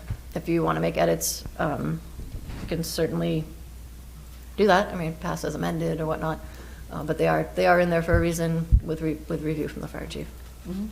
Well, if anybody else has them, I'm sure they're not gonna like that idea. And then anybody putting them in the neighborhood, they look horrendous as it is, and to put a pile of rocks and a guardrail and a sign on top of that, I mean, seriously, this is a little much. I would probably agree. I hate that stuff. I mean, I have a DOT sign at the end of my driveway that I can't even, I practically hit a car every time I come out because it's right at my view. So, I mean, I know these things do bother homeowners sometimes. What's the chance of somebody parking there at the exact moment that a fire truck? Nobody's ever parked on ours. Nobody parks there. Just seems silly. Is it a lot of trouble to get rid of it? No, it's up to you guys. It's your town, your ordinance. Good. I wanna get It's rid one of it. section you would just have to move to pass it as amended, I Okay. believe. I could care less, so. What Yeah. have you- Thank you. I mean, I just wondered too, though, about, winter time with snow on the ground and fewer visual clues as to that being a parking spot. I don't know why anybody would park there, but, people pull over to talk on their cell phones or send a text or whatever. I mean, I just have a new appreciation for how time is critical when something, when you have an emergency, whether it's, somebody needs health care or your house is burning down. You really don't have a lot of time. And I've seen people, mess around with, as you're driving down the road, people, refuse to get out of a parking spot or refuse to get out of a lane because they're waiting for a parking spot to open up, and they're blocking an ambulance. An ambulance with its sirens going and honking at it, and they just are stuck. People are dopey sometimes, honestly. I mean, they make bad decisions, and my preference is to keep it. Well, I would be concerned too if they're going to put rocks. I mean, are they not going to get covered up by a snow plow plowing snow into them? I mean, That's wouldn't they? ridiculous. It's just Yeah, too much. it's, guardrail, bollard, or boulder to be Guardrail. installed to keep someone from going right into the pipe. Can I ask another question? Like when subdivisions do fire hydrants, right? When they have access to town water, I'm talking about still water, the still water project. I mean, they have town water down there, right? Yeah. They brought it all the way in? Yes. I just don't understand why they have those horrible dips. Phase 1 of Stillwater is open ditching, open drainage. Phase 2 is closed. That was a developer decision. Both are allowed per the ordinance. Has anybody been down to see those? They're so hideous.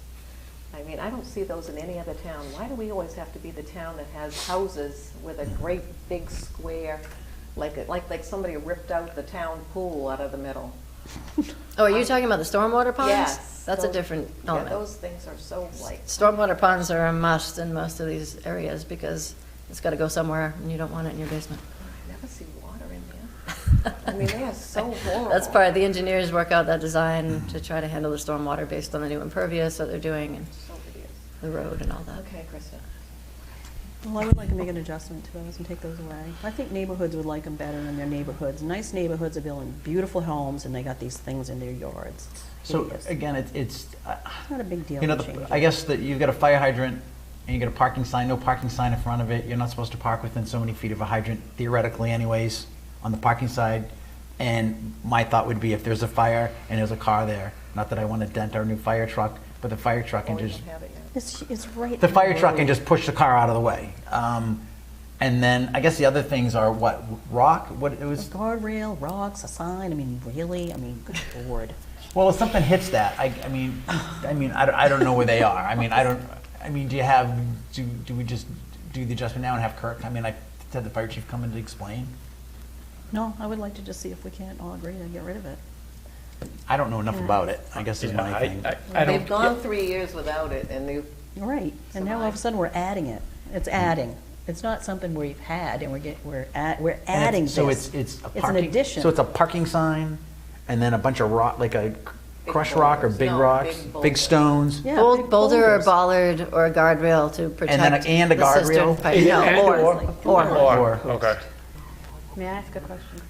Is it retro or is it? No. just for This new? this applies to new Yeah. applications. It's Yeah. not. It's not going to retroactively apply. How many new hydrants are we gonna put No, in? those are closed. People are gonna I was put going to them into their say, I think neighborhoods. I'm that trying was to, what like, Councilor prevent- Shimino was concerned It's about not on, hydrants, that, right? it- so No. they're not going to change. No, they're it. gonna change my neighborhood, but I'm No. thinking about people Put that a are new gonna one, yeah, buy how these many new beautiful ones go in? houses are gonna have this stupid Right. thing in there. Yeah, this is only going forward.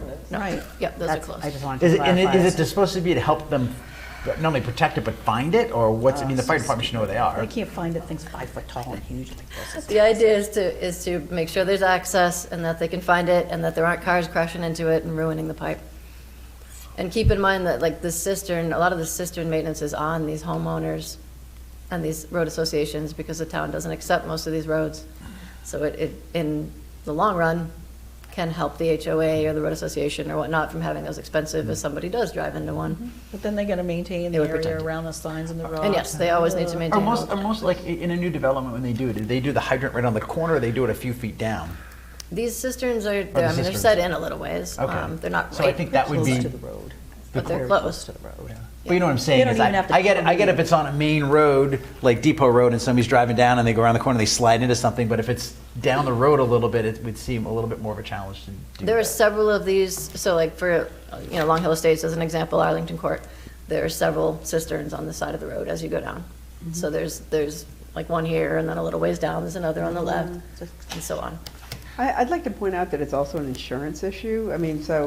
You could maybe do away with the cisterns, but good luck getting insurance No, for your we're keeping home. the system, we're just keeping, not having all this additional stuff around the poles. It's This seems silly. like small potatoes to me. I know, I'm it is sorry. small potatoes. I'm just looking at these nice, if somebody builds a nice $600,000 home and they got that thing in the yard, it's not nice. That's all I'm trying to say. I was just trying to protect the nice houses coming down the road. I didn't need no 10-minute conversation about it. I thought it But was it's gonna good. be an easy fix. It's good. I mean, I guess I haven't seen one, so I'm indifferent. So I'm gonna We say need to just 2 weeks figure it out house and drop tomorrow. this or whatever, because we're spending too We much could time change it on this. later. Road tomorrow. I mean, I think, Arlington I Court. actually, I would like rocks. And then I'll hit because it. will They're not cover big. it. No, it ain't gonna cover it, it's All great, right. it's huge. But whatever. I don't care either way.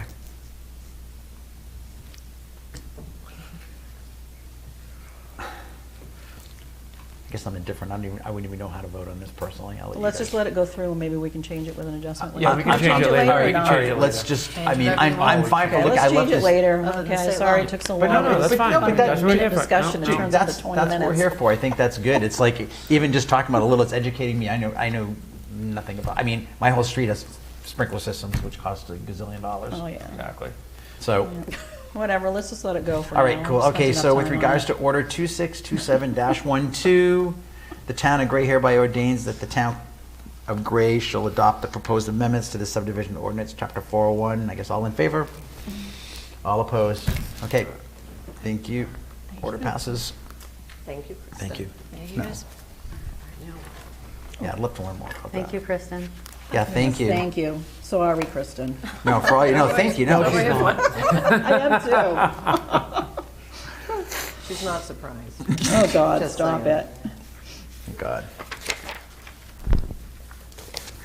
Okay, we have no licenses, no business licenses up, so next we're gonna go to resolves.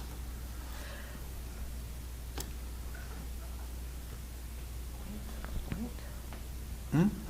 No, that's right. Did I miss something? No. Okay. I know you're gonna let me know if I do.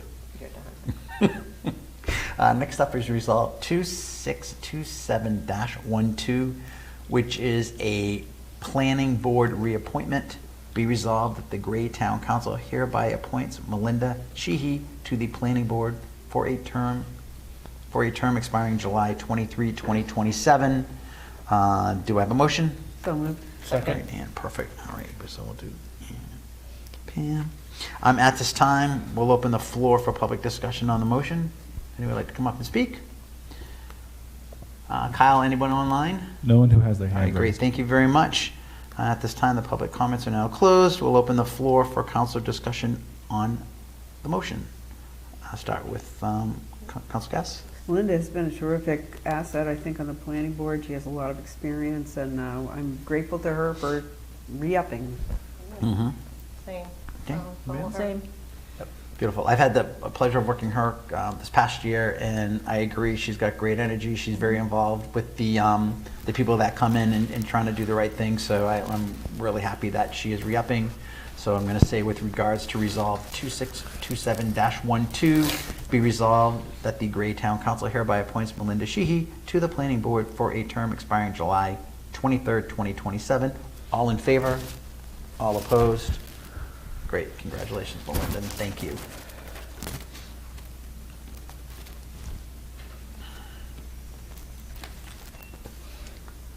Next up is Resolve 2627-13, designation. The agenda item is the designation of acting town manager.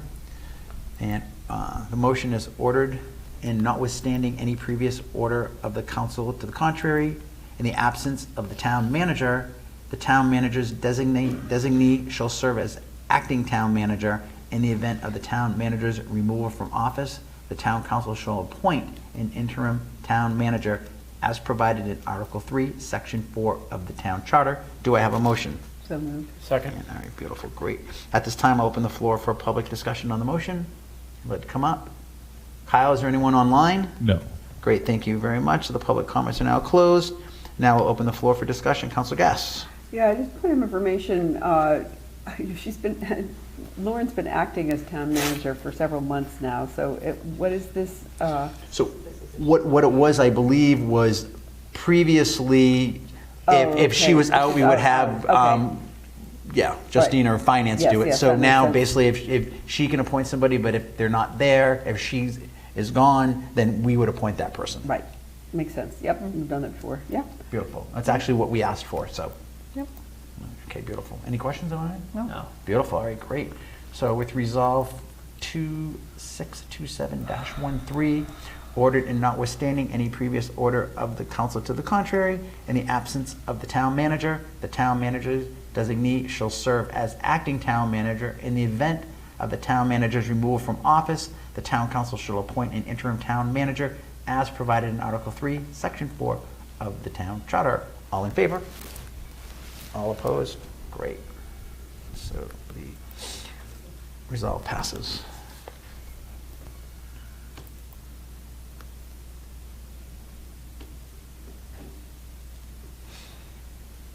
Next up is Order 2627-14. The agenda item is the appointment of Judith Simino as the Finance Committee Chair. Be ordered that the Gray Town Council hereby approves the appointment of Judith Simino as Chair of the Finance Committee. Do I have a motion? So moved. All right, cool. So we got Sam and Mike. Thank you. At this time, we'll open the floor for public discussion on the motion. Would anyone like to come up to speak? We have two people online. All right, beautiful. Thank you, Kyle. We're going to come to Bob first. Bob, I have allowed your mic. Go ahead and unmute yourself and talk.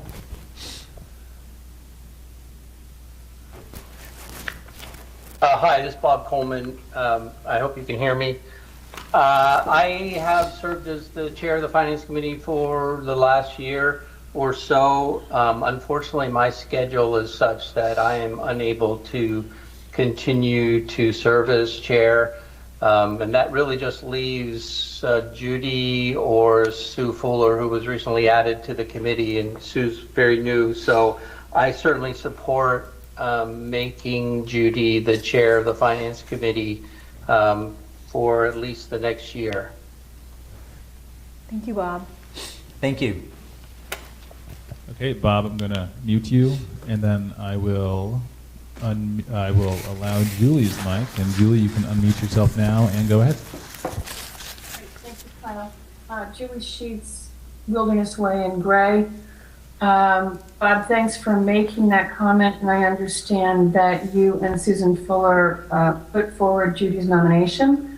I know Judy has spent a fair amount of time, quite a bit of time, on the Finance Committee. I am just concerned about having a sitting town councilor be the chair of a committee for the town. And I do understand that the Finance Committee is somewhat of a different beast, but I'm just concerned about the precedent it sets. Thank you. I will Thank you. mute your mic now, Julie. Thank you. Kyle, anyone else? Nope, we're done. All right, great. So the public comments are now closed on this item. At this time, I'm going to open up the floor for council discussion, starting with Councilor Edson. Yeah, no, I think that Judy Simino's perfect for this position. Really, right now, we have such a strong finance committee that the town of Gray should feel really very happy to have three really great minds, financial minds, serving in this capacity. I know I'm relieved, actually. And I would like to say that, to Julie's point, that this is it's in the charter, this provision is not something, it might be the first time you've heard of it, Julie, but it's actually is a provision, it's either in the council rules or the charter, yes, that this can happen, because we do appoint somebody and that person can be the chair. It just, this extra step has to happen. Good. Counselor Johnson? And it does say in the rules that not supposed to. Section, and in our, it's A4. It says that she's not supposed to be the chair. No, it doesn't. In the council rules or the charter? It's in the council, whatever our council rules are. I looked it up. Yeah, no. Listen, it was, That's all right, let's do it right. it was Does he have it? We're gonna find out. You know what page? It was put on something. Can you just tell me what you- The council has to vote on it, is all it is. Let's see. Let's take our time. Where was that? I'll find it real quick. All right. I give think me a it sec. superseded it, though, with the town council approving it. I just don't want to do something that we're not supposed No, to do. absolutely. We're not. Well, we'll make sure. Committee. The only challenge that we have is Sioux Falls has been to one finance meeting. Lauren, do you have anything on this? I'm not sure what Okay. Councilor Johnson is referring to. I just read it before I came in here, so town council rules. Plus, we're working on the council rules tonight, so. And it was under, Yeah, because I have it already too, and I don't know where all I right, found it. it was under the, If you know what page, if you see it, just let me know yeah, I'm what looking page. for it, hold on. No problem, thank you. It was under our, it was the committee rules for counselors. And it says counselors, on the finance, it was specific to the finance committee. And maybe it was on the finance committee. Let's see here. Finance committee right there. Let's see. Because I did question that as well, just I didn't want to. Nope. You're gonna find somewhere else where it actually superseded it, and I don't know if it's in the charter. So it Social. could be under the charter. Town of Gray that says committee it. policies. Oh, that's different from the Oh, it's rules. committee policy? Yeah, it's under committee policies, A4. The finance committee shall elect a chairperson from among its members. The chairperson of the finance committee should be a resident, not a counselor. That's Should, what we all right, so it should says be. should be, but it doesn't Yeah. say it must be. No, and that is what we haven't voted on those yet either, right? No, Totally? 9.1. That's new language. So, I mean, how does you feel about it? It says should be, doesn't say must be. Go to our original, There's somewhere in the the original charter. council rules that we are adhering to currently say something different. Okay, and remember the other thing, we are going to be on 9.1, we're gonna be getting all the feedback for the committee changes, and that could be, I mean, we that can could be change changed as this well. once Sue gets in there a little bit here. She's been to one meeting. No. It's not really fair I for think, her can you to read go that to one more some time, Mike? chair. Oh, It's not I'm been sorry. voted on. It's under the council, the committee, under the finance committee, A4. Okay, let me look and see the. It current says one. that you can vote on it, Right. but they said it should not be. Okay. So, Does it say should not be? should not be, yes. That's not been voted on yet. No, I'm looking at the current. Yeah, thank you, Lauren. Okay. This is the current one. I'm looking No, at that's the, what we're getting ready to vote on, I think. no, this is committees. This is the committee. The committee, it's not Okay, the yeah, town it's council. So the committees is, Okay, It's a let's, we'll separate get that, form. like, be 9:15, but we can make that adjustment. on, let me- That's what everybody's getting it on 9.1. We didn't vote on that yet, yeah, right. Yeah, but we can, it just says, says should be a resident, not a counselor. Chairperson of the finance committee should be a resident, not a counselor, whenever possible. In the event that the finance committee wants to elect the council representative as chair, they will submit that recommendation to the town council for approval by majority vote. There you go. so it's right here. Yeah. So I think That's we can the do that. current. And, Yeah. and plus over the fact, and thank you for doing it, but over the fact that, again, Sue's brand new and he can't, we've only got 3 people, so that would make Right. logic, and then we can adjust the committee ones on 9:15, so, Right. anybody. Perhaps in a couple months that she's gonna, want to take it over. I don't mind. I mean, It's just not a good idea. It just really isn't. I mean, I'm fine with her doing it, but we don't want to make a special rule It's just for a Judy chair. and then for later on, But we can change that I on understand. the committee rules, and the nice thing about the finance committee is that Lauren, well, I'm actually the liaison, but Lauren is there as well, so it's not like, yeah, the There's chair not- has no more responsibility than anybody else in those seats. That I don't do anything differently except the agenda. yeah. So it's not like and there's unfortunately, our anything choices else. right now are, I won't say unfortunately, but you've got Bob who can't do it, you got Sue who's brand new, and you've got you that expand, so I think it's the logical It's choice, and then next month we'll make the change Yeah. on the committees, so, give her let's do a whatever he says, so let's just do this, so with regards to, order 2627-14, be ordered that the Gray Town Council hereby approves the appointment of Judith Simoneau as the chair of the Finance Committee. All those in favor? I can vote for myself. Yeah, absolutely. All those opposed? I'm just not voting. You're not voting? Okay.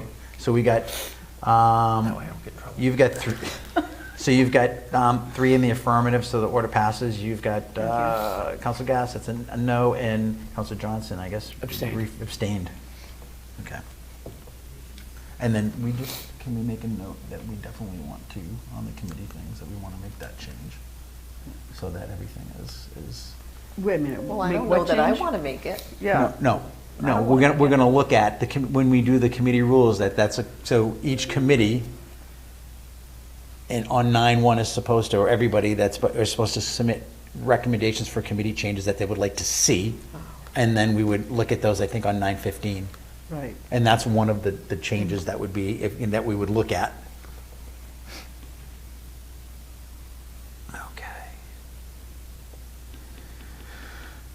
Okay, let's see, so 13, there's no orders, there's no 1 orders, there's no 2, and so now we're gonna go down to referrals and other business. Point of order, should Judy have abstained from that vote? I'm just occurred to me, from the previous vote. I thought I can vote. You can vote for yourself. I think- No, you can vote I for think yourself I- for chair. I believe she can. Yeah, you can Unless- vote for yourself for chair. That's Yeah, right. you can. Just checking. No, Thanks. but that's a very fair question, thank you, Ann. All right, so the next up is just for referrals and other business, and it is the council wants to continue discussions on Order 2627-1, which is reaffirming rules for the town council meetings and workshop. This order first appeared before the council and was tabled on June 16th and then tabled again at the July 14th and August 4th meetings. And we had asked that people submit requests and ideas for discussion, and I think that's what we're going to go over tonight. So how do we want to do that, Lauren? You've got... I have, does everybody have everybody's changes that I emailed? Mm-hmm. You have everything? I emailed the okay. I have them, but I haven't had a chance to. Yeah, there's review quite them yet. Yeah.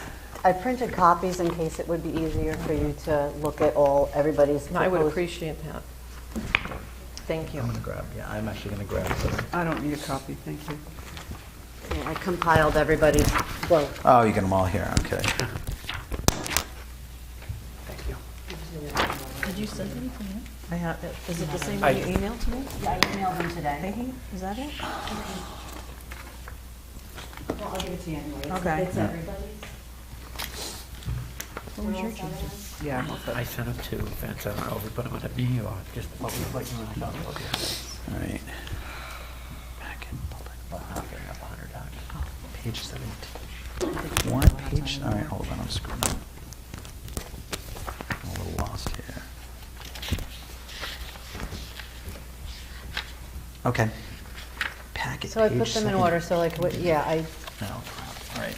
yeah, whatever was submitted, I included on the Word doc, that's first, unless it was an actual. So we don't have anything in, So this says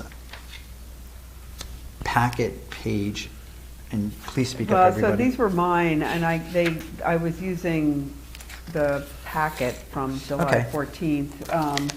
We can so talk about them, though. Let's see yeah, if we can just public- talk about them in general, and then we don't even have to go, we can just see if we can, Her Hang pages on, I are all could- messed up. Yeah. it's okay, we Her can, let's, pages are all messed up on hers. I think in her. general, and we can Okay. get the idea of what, when do you we want to just run through, and we can just kind of have some discussions and. Right, so I mean, I think that the public comment is, the questions that I had was, under what circumstances can the chair decide to extend the 3-minute period, because this had been abused quite a bit in the last year. And so I guess I would like some clarity around that. And then consequences of members of the public or counselors ignoring the rules generally. But I think in particular around public comment, or counselors engaging in a back and forth with a member of the public, for example, which also happened quite a bit in the last year. And I understand, we have a new chair in place and we have the timer, which is awesome. And I think if, I hope that we'll be able to be consistent with this going forward, but I guess I'd like to discuss whether or not there would be consequences if somebody consistently violates this.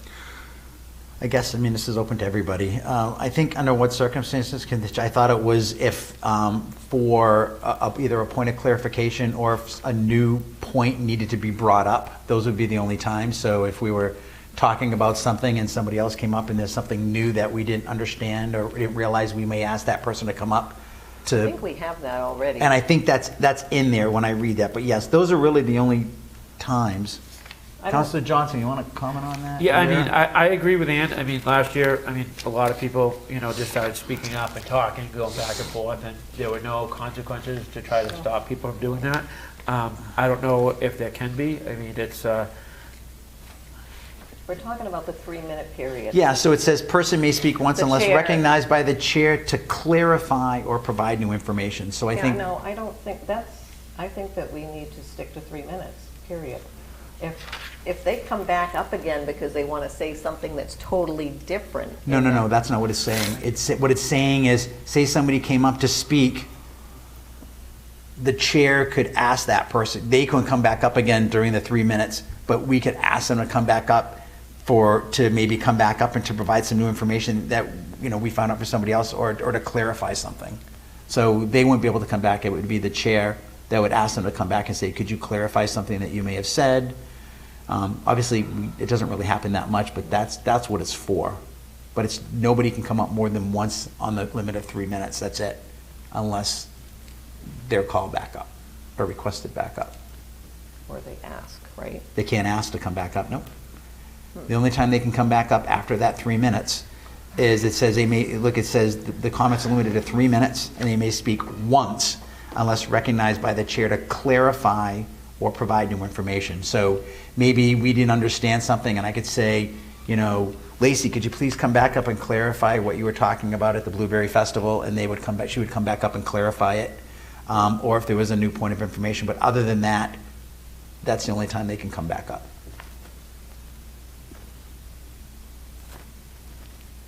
Yeah, no, I'm fine with it. I think we should. I mean, we needed to do it last year. Yeah. I mean, does that help, Ann? I mean, I want to make sure we're... I don't think we've addressed consequences. I mean... Well, we're going to get to that, but let's Okay. talk about that. I agree. Let's talk about the Okay, under what circumstances? the 3 minute period. I know. Yeah, That's- okay. I think it's, I think there have been times in the past where that sort of point of clarification has been helpful. I've seen sometimes where the chair will, if some rank misinformation has been shared, for example, the council chair will correct that and provide a factual response. But even that is kind of dangerous and should It is. not- And again, yeah. this is just, all this is saying is, when can the chair decide to extend the 3 minute, and they actually can't extend a 3 minute period. We can't extend the period. What we can do is we can ask that person to come up to clarify something, but it's not extending that 3 minute. I can't do 4 minutes. It's saying, again, Lacey, could you please come up and clarify something that was said earlier? I think we misunderstood you, and she could come up and clarify it, but that would be the only time. So we can't extend somebody's 3 minute time. We could just ask to come back, again, to clarify or provide new information that we might need. Okay, and that helps. Because I think when It's confusing. What I saw happening quite a bit last year was the rough 3 minutes would come to the end, but somebody wouldn't be done, and depending on who it was, she might be able to continue talking for another minute or two. And I think that definitely should not happen. So I'm happy with that the 3 minute limit is firm. And we held to it with Stephanie Anderson tonight. So I think what happens is when you're up here, I think we really all want to be polite. And I think of Ken. He had his phone, and people would be up there talking, and it would go over, and you want to let somebody finish. You want to be polite, not rude, and that was tough. And I think with using this timer, it's clear because everybody has it, and Yeah. it's I think it helps everybody. And you know what? Everybody's treated the same, which is really Yeah. the way it should be. Right. So I think if you're okay with that, I think that's, I Okay. think we just keep using the clock. Yeah. So no changes? Yes. Yeah. No changes. Okay, that's good. No, great, okay. And then I guess the next one is a really good one, which is what are the consequences of the public or councilors ignoring the rules? I think, first off, I would say it's my responsibility to make sure that when people come up, they are listened to, they are respected. We are here to do that, and we should not have any banter back and forth. And I think for the most part, I think tonight was pretty good. I think there's always room for improvement, but we really want to hear what people say. So I think part of it is on me or whoever, or the vice chair if I'm not here, to make sure the decorum is done where they speak, we listen, and we don't interject. And then again, if the public got out of hand, first of all, they can only speak from the podium. If they got out of hand, then we would ask them to please refrain from speaking. And if it continued, I would probably just tap the gavel, take a break, and ask them to leave. I mean, and then for the counselors, I think that's where we have, hopefully we'll all be respectful. And if not, I think that's where we have the ability to, if a counselor is not doing what they're supposed to do, being rude, we have the ability to censure that counselor till they apologize or make amends. And I just think we need to follow that a little bit more tightly this year. There's I mean, Robert's what are your rules thoughts? that falls into place. There on are this Robert's anyway, rules, so but the we- Robert's rules, I think our town council rules are a little bit more defined on Robert's rules doesn't say you can censure somebody. And the problem was last year is that the councils were newer and they kept saying, oh, I'm speaking further. And I'm like, no, Yeah. you can't. And they just, there were no consequences for doing it. What are your thoughts, Councilor Gass? I mean, I think there are measures within the council rules for censuring somebody Yes. who gets out of line or, out of hand. And so, I mean, maybe that's sufficient, but that doesn't really address so much the public. But again, I think you're right that it behooves the council chair to, or whoever is chairing the meeting to, prevent that from happening. And again, there are measures within the council rules about, suspending meetings or Yes. calling in, the sheriff, should they respond, to come and remove somebody from the council chamber, so who's acting poorly. So, I mean, I'm satisfied with that. I thought it was helpful to have a conversation about that. Absolutely, and I think it's amazing when we're respectful of the people here. I think they're respectful of us, and I think that's the way it should be. I've seen some other councils meetings that are not that way, and although sometimes we may feel like we're a little like that, you look at some of the other council places, and it's, I don't know if you've ever seen Lewiston's meetings. It's pretty crazy. That's where I grew up, so. But yeah, and then the only other thing we could do is if you wanted to change something, I'm not sure if for somebody to be censured, if it requires all 4 counselors to censure that one counselor, or is it a majority? And would you want to change that to a majority? It says 4. It says 4. Yep. So would we want to change that to a majority? A majority, maybe in the event that only 4 councilors are present or something like that. I mean, I think I'm happy with it, continuing as 4 if there are 5 councilors present, but if somebody's missing, then a majority would be all right with me. Okay, do we?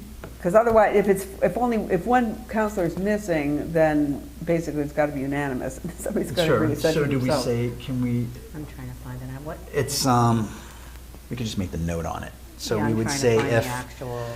if. Oh, I got it. Okay, so. So right now it would be it would be 4 counselors to censure someone.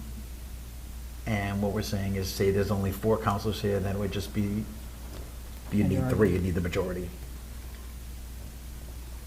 Or how about It just says all upon a councilors majority- present other than the person being He's got it censored? right there, that's Yeah. perfect. Yeah, I'm that's just right. reading what it currently says. Yeah. Are you talking breach of council rules? Yes. Upon a majority vote of the remaining councilors, a councilor found to be in violation of these rules may be directed to cease the conduct in question. Not that one. Keep that wording, Mike, I like that wording. If the council continues to violate these rules after being directed to comply, the council may, by majority vote of the remaining councilors, prohibit the councilor from speaking on the Yeah, pending that works. question. Okay, so that's it, all right, so It's already perfect. in there. That's what it says, yeah. If It the says council- now? Oh, Well, no, okay. that's doesn't in say all, the it says changes. majority. Oh, It says, okay. yeah, it says. It's in the, all right, By the perfect. that's part of the changes that's already incorporated to be voted on. Oh, okay, I see. Yep, that's good. So I think that's, I'm good. yeah, no, I'm, Yep. I'm 100% on board with that. I think, you know what, we should all be held accountable for that, and I think that's, yeah, great.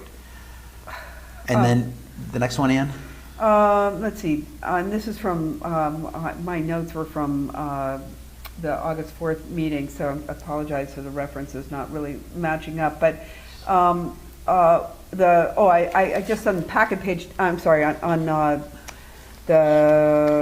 from the July 14th meeting, there was just a missing word under, it says under A7 in section 602.16, social media platforms. A7, counselors shall not post or disclose confidential under the FOAA. So, I mean, I'm guessing we need the word information under there. We're missing a word. It's in there. Okay. In the revised, yeah. Okay, and then the next one is the submission deadlines and late materials.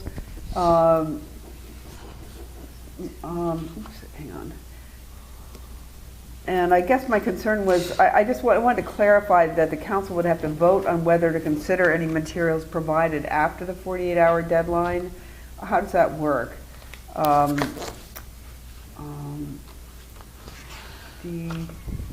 trying to find it. Yeah, D3, submission deadlines and late materials. Agenda packets, including all written or electronic materials required for discussion or action, shall be provided to councilors and made available to the public at least 48 hours prior to the start of the meeting. And then it says additional information provided to councilors after the public agenda packet has been released, including supplemental documents, should be made available to the public at substantially the same time. And then later on, under D, it says the council may waive this requirement by majority vote when immediate consideration is necessary. I just wanted to make sure that we were all on the same page about the submission deadlines, because we've had some discussion about that, and I thought it was a little confusing. Do you know the section, Ann? It's, hang on, it's meeting packets and documentations. See, it's under section... Oh, wait, I think Oh, I found it. 602.03, meeting and workshop There it agendas, is. documentation, Page 7. and it's D, Page 34 or No, page 5. Yeah, it's page 7 now. Under the sorry, revised. D3, yeah. Okay, so meeting packets and documentation, okay. And I'm then sorry. D3, submission deadlines and late materials. D- And we just have had some back and forth about when materials are due. Oh, gotcha. And I think last meeting, I was working on, from an agenda that had been posted as of the Sunday before the meeting, and it had changed It got by the changed, time we got to yes. the meeting. So I want to make sure we're all understanding these rules the same way. And with that, so like how we got this, like right before we walked into the meeting, would that be the same? Yeah, I mean, No, I actually emailed you this earlier today. It's not part of the packet, it was just for you to use. Well, I guess what we're saying here, and I'm not bitching, I'm just saying is that any additional material. So should we have that 48 hours before, or do we remove that? I'm not saying. Well, that's a little, We're not voting on this tonight, right? We're just talking about. we're just talking, this is just have a conversation, that's but that's hard because if something comes, how do we do that? Because you're right, if something comes last minute, we really want it, but then it's saying we can't get it. Well, that's what this is saying. So by law, it has to be published. The agenda has to be published 7 days prior. The packet materials have to be published 48 hours prior. But information for general discussion like this, which is the referral section, does that have to be? Well, it's not an agenda item per se, it's Yeah. just a discussion. I mean, if you wanted something, if you were saying that something like this would need to be put in the packet, I guess what I'm saying is, does it help us if we have the ability to, obviously the agenda stuff needs to be there, but does it help us to have the ability on other items like this or something, to have the ability to talk about it? Go ahead, Mike. Yeah, I'm concerned that someone's gonna come up and say, well, you didn't give us a chance to look at this before the meeting so we can make comments. I mean, I think that's a fair statement, and I mean, under that C, it says materials submitted after the packet deadline shall not be considered by the council until the next regular meeting unless the council waives the deadline in accordance with subsection D. And so we can, and then D says we can waive it by majority vote when immediate consideration is necessary and there's sufficient information for informed decision making. So, But is that on a voting, mentally it makes me think it's a voting item that we're gonna vote on, and this stuff, we're like, I would get that, if we're gonna vote on it, that's. but under A, it says agenda packets including all written or electronic materials required for discussion or action. So Yeah, it's agenda items. It's not like this referral section. That is an agenda. It is an on the agenda agenda. item, It's an yeah. agenda Yeah. item. Oh. Well, this one is on, but if we had something else, yeah. And it's so, I mean, my point is it includes both discussion and action. And I mean, the rules appear to govern both discussion and action. And I just want to make sure that we're all understanding this correctly. Do you or think the we same should way. adjust anything? What do you think? Well, so my thought is the emails that were sent out with the changes, and I do not believe those included all of the counselors. Those were just sent to me.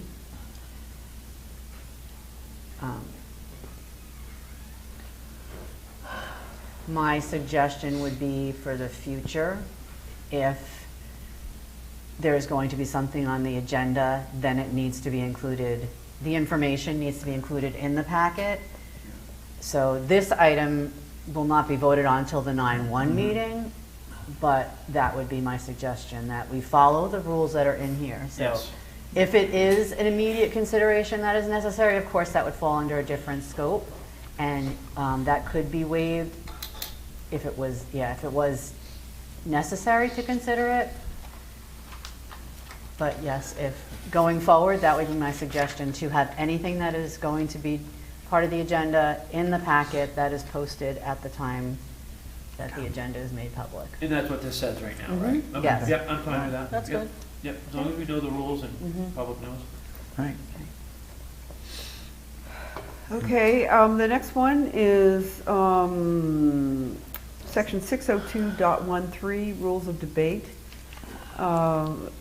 That first sentence needs editing, it seemed to me. Let me get there, hold on. I don't know, now it looks done. I'm looking at it, it looks fine. I'm not sure what my issue was.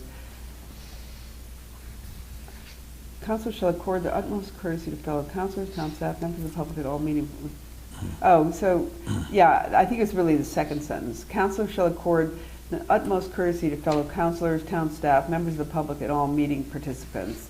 And then it says with courtesy and respect at the end. And so I think we just need to strike that last, yeah, the last with courtesy and respect. I mean, I love the sentiment and I absolutely agree with it. But just put a period after participants. Does that make sense? Yes. Okay. And generally, it seems to be, maybe I just missed it, but I wanted to make sure that we have in the rules the potential for removal of the chair for cause, however we define that. And I thought I'd previously proposed that. And I was suggesting language, something to the fact that council members may vote to require the chair to step down from that position during the fiscal year in the event of demonstrated and repeated inability to adequately handle the duties of the position. Doing so will require a unanimous vote of the other council members. So, words to that effect. I'm not wed to that particular language. I just want to make sure that we have that ability. I think it was in there before.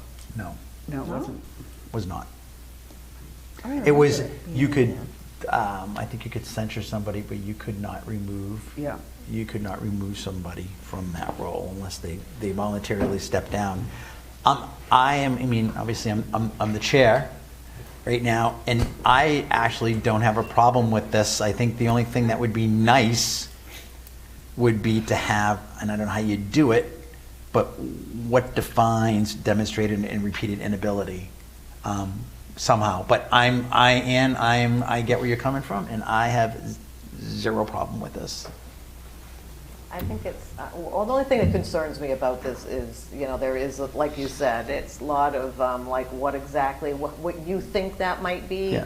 and what Mike thinks that might Sure. be, and what Judy. But if we can think about it, we could put it in there, and then if you could, I guess people could think about it a little bit and kind of but it just be something a little bit more, I won't call it vague, but it's just It's like vague, what yeah. it is vague, but what does that mean? But as a premise of what it is, I get it, and I'm not opposed to it.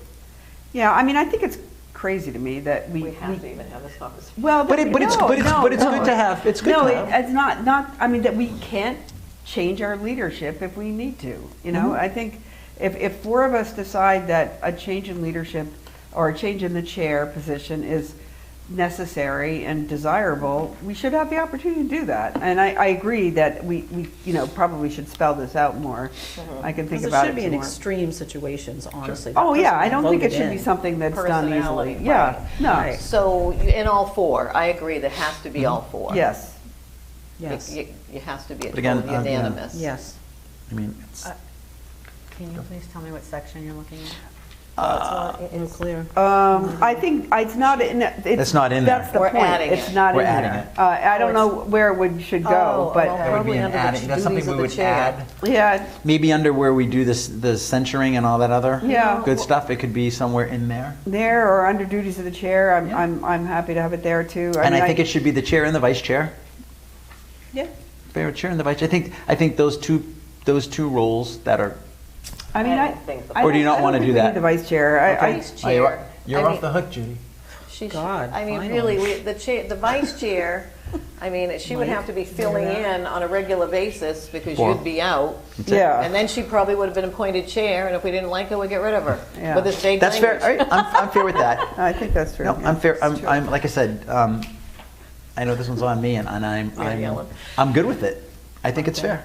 I think that's the right thing to do, and I think there should be something in place. Okay, so I think I encourage all of us to think about under what circumstances that would happen. I agree that it should not be something that's easily done, but it seems to me desirable and necessary that we have the ability to do it should we think it necessary. Exactly.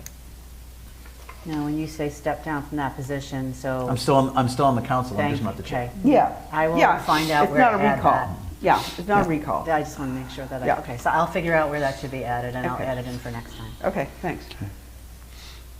Okay. I Let's see. think that's it for me. All right, cool. And again, as you said, we're not voting on this tonight. We're just talking about it, so it'll come up again, and we can relook at it. But I mean, I think it's nice. We're getting out of the gate. So on section 602.01, right now it says a complex. Our meeting starts at 7 p.m. I think that it should say 6:30 p.m. unless a different time is adopted by the incoming council. And that way it takes Yeah. care of it for moving forward. Yeah. So right now it says in here, our meeting starts at 7 p.m. And so what would, the proposal would be, change it to 6:30 p.m. unless a different time is adopted by the incoming council, because usually in June, when the incoming council does, they redo it. So. We don't redo the time every time an incoming. No, we don't, but this, We don't need to put that in. But it protects No, us- I think it should be in. Because that way we don't have to worry about editing. exactly, that's And what I was trying to do. Yeah, and I think that, it is something that in my previous years on the council, we've talked about, or informally, even if it's just like a phone call or something like that. But I think it is something that each council can decide for whatever reason when to start it. Could start at 6 for that matter. Okay. Can you just tell me where you wanted to add it? It's, 602. Yeah, 602. 602.01, Yeah. and it says, right Beginning now at it says, 6:30 shall be held at complex, and it should say at 6:30 p.m. Yeah. Unless a different time is adopted by the incoming council. And that way, we never have to worry about changing it again. Can we Theoretically. also change it to twice a month? I just feel like We that can, we should It's have in it. here. It's in. on, You like, have to type what you're I just saying. saw it. That's Unless okay. a different time No, no, is no, no. adopted by a future council. and this, Yep. unless a different time is adopted by the incoming council. By the incoming council. Yep, this is the time to put all those in. If you want to put that down there, I do. absolutely. Yep. Okay. I think, we could make, when we're doing the calendar in June, the incoming council, if they want to do one meeting for July, one meeting for August, one meeting at Christmas, they can do that then. I think that's fair for people, with summer being short, and Christmas month being short. But I think that our town is too big. We keep talking about growth, but we only have one meeting a month. They don't coexist together. We So can you put it in want- here, but any council can change whatever they want. So it doesn't matter what we say. If the new council comes in and wants to change this, they can. We can put it in ours. Well, but- the danger in that, if the new council should, is that there is business being done not in a council meeting, when you're having one meeting a month. There's too much to be talking about all the time, and then stuff is going on not at a council meeting. I mean, our town is, there's no town around us really in 25, 30 miles that's having one meeting a month. I mean, Durham is having 2 a month. New Gloucester has 2 a month. If we don't have enough business and things going on to have more than just have 1 a month, then probably we have a lot of other cuts we can make. I mean, we're I'm not opposed to it. yeah. I mean, we have, I can add it, but like Councilor Johnson said, the next council could take it right out. And that's That's as they can We do. can't make it permanent. nothing in here is permanent, but at least it gives a guideline. Yeah. So twice each month? Yep. I mean, it's been that for 20 years until our last town manager. Okay. You tell me when you're done. I'll be 30.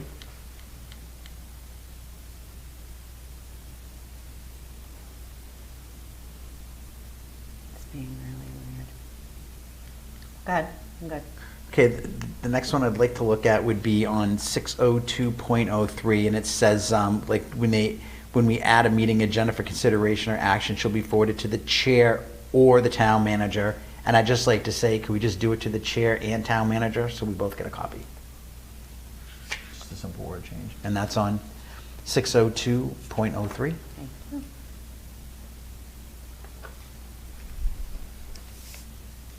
Where is it? I'm sorry. 602. .03, A1. 30A1. It's the second sentence down, so it says chair or town manager. And I was just it's just a simple copy, both people in chair and town manager. To the chair And town manager. and town manager. Got it. No town clerk. So,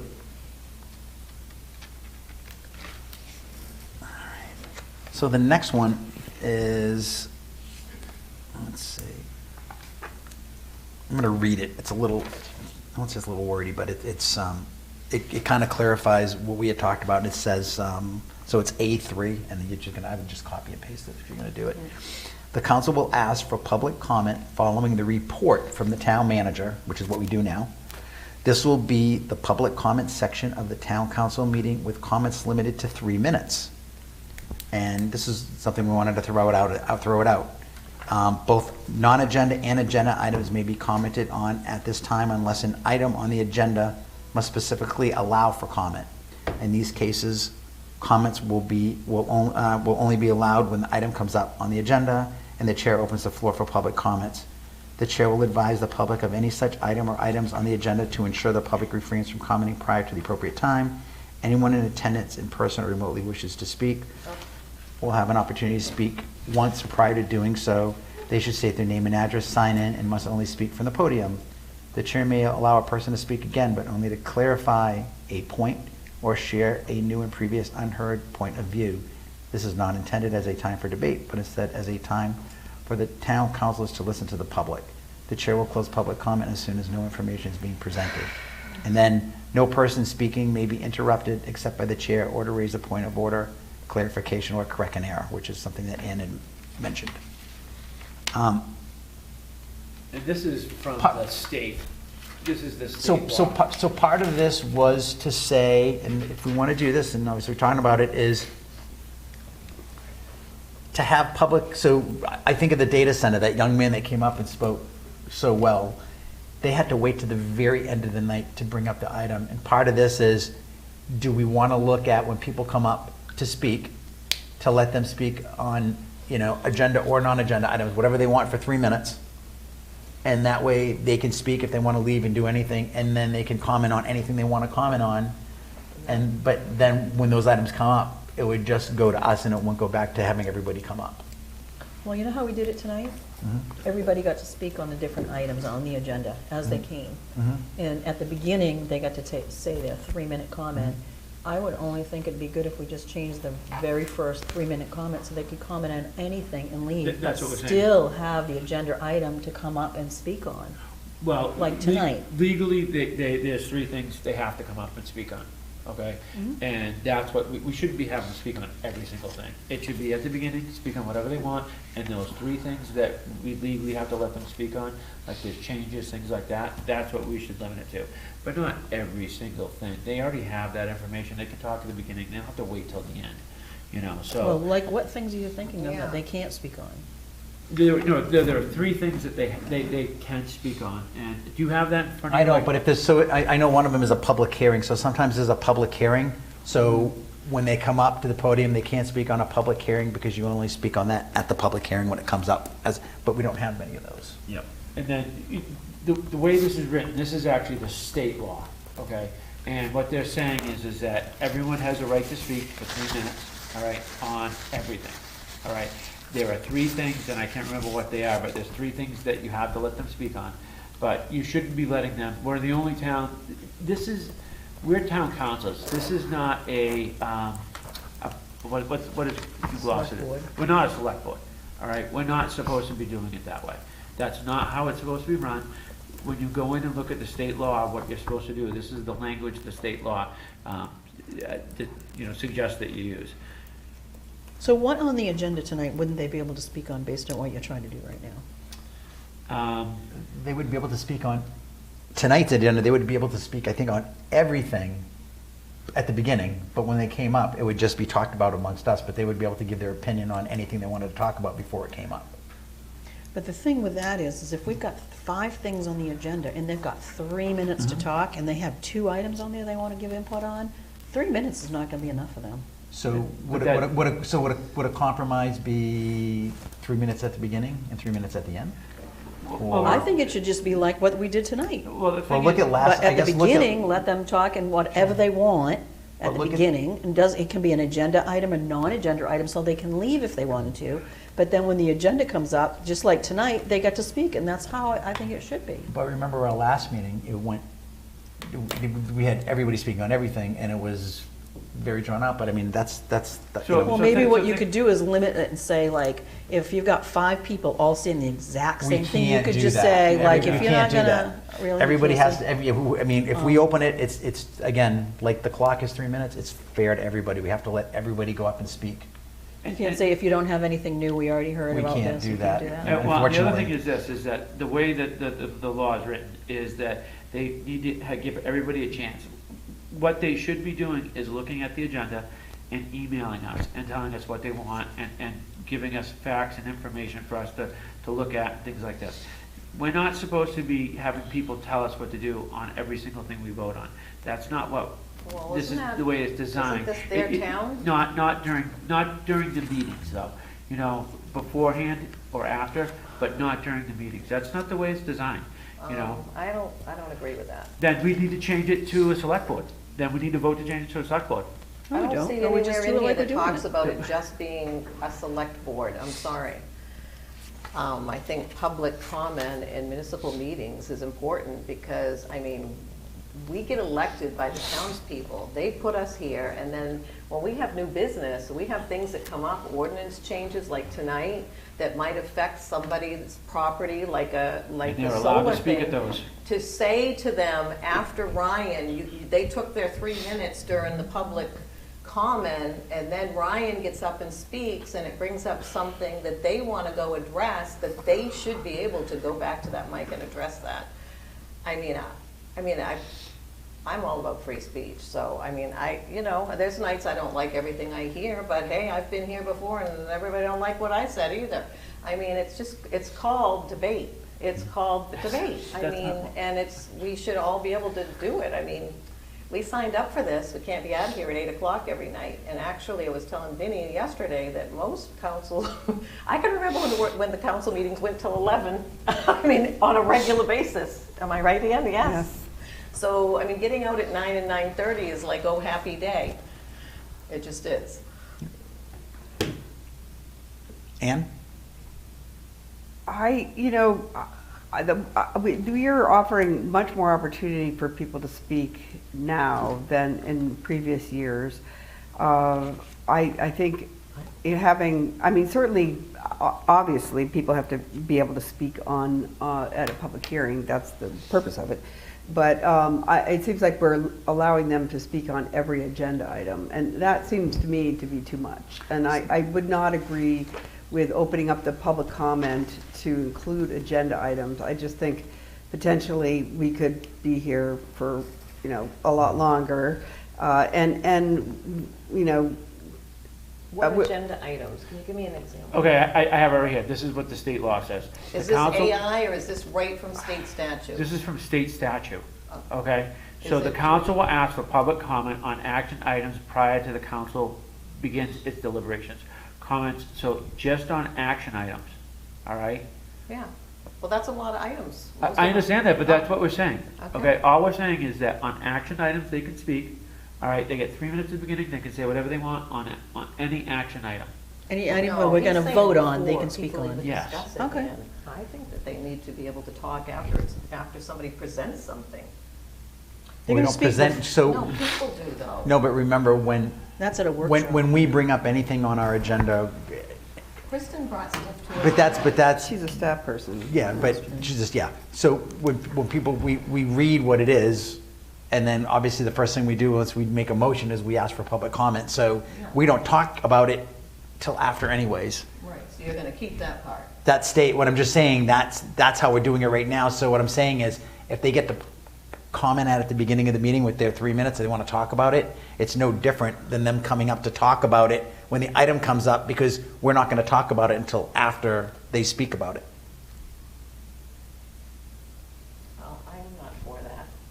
I just think that I like to talk in context of what's going on, and sometimes something comes up that if you went and used your 3 minutes at the beginning, you might hear something that, gee, I wished I'd waited because now I really have something I want to say.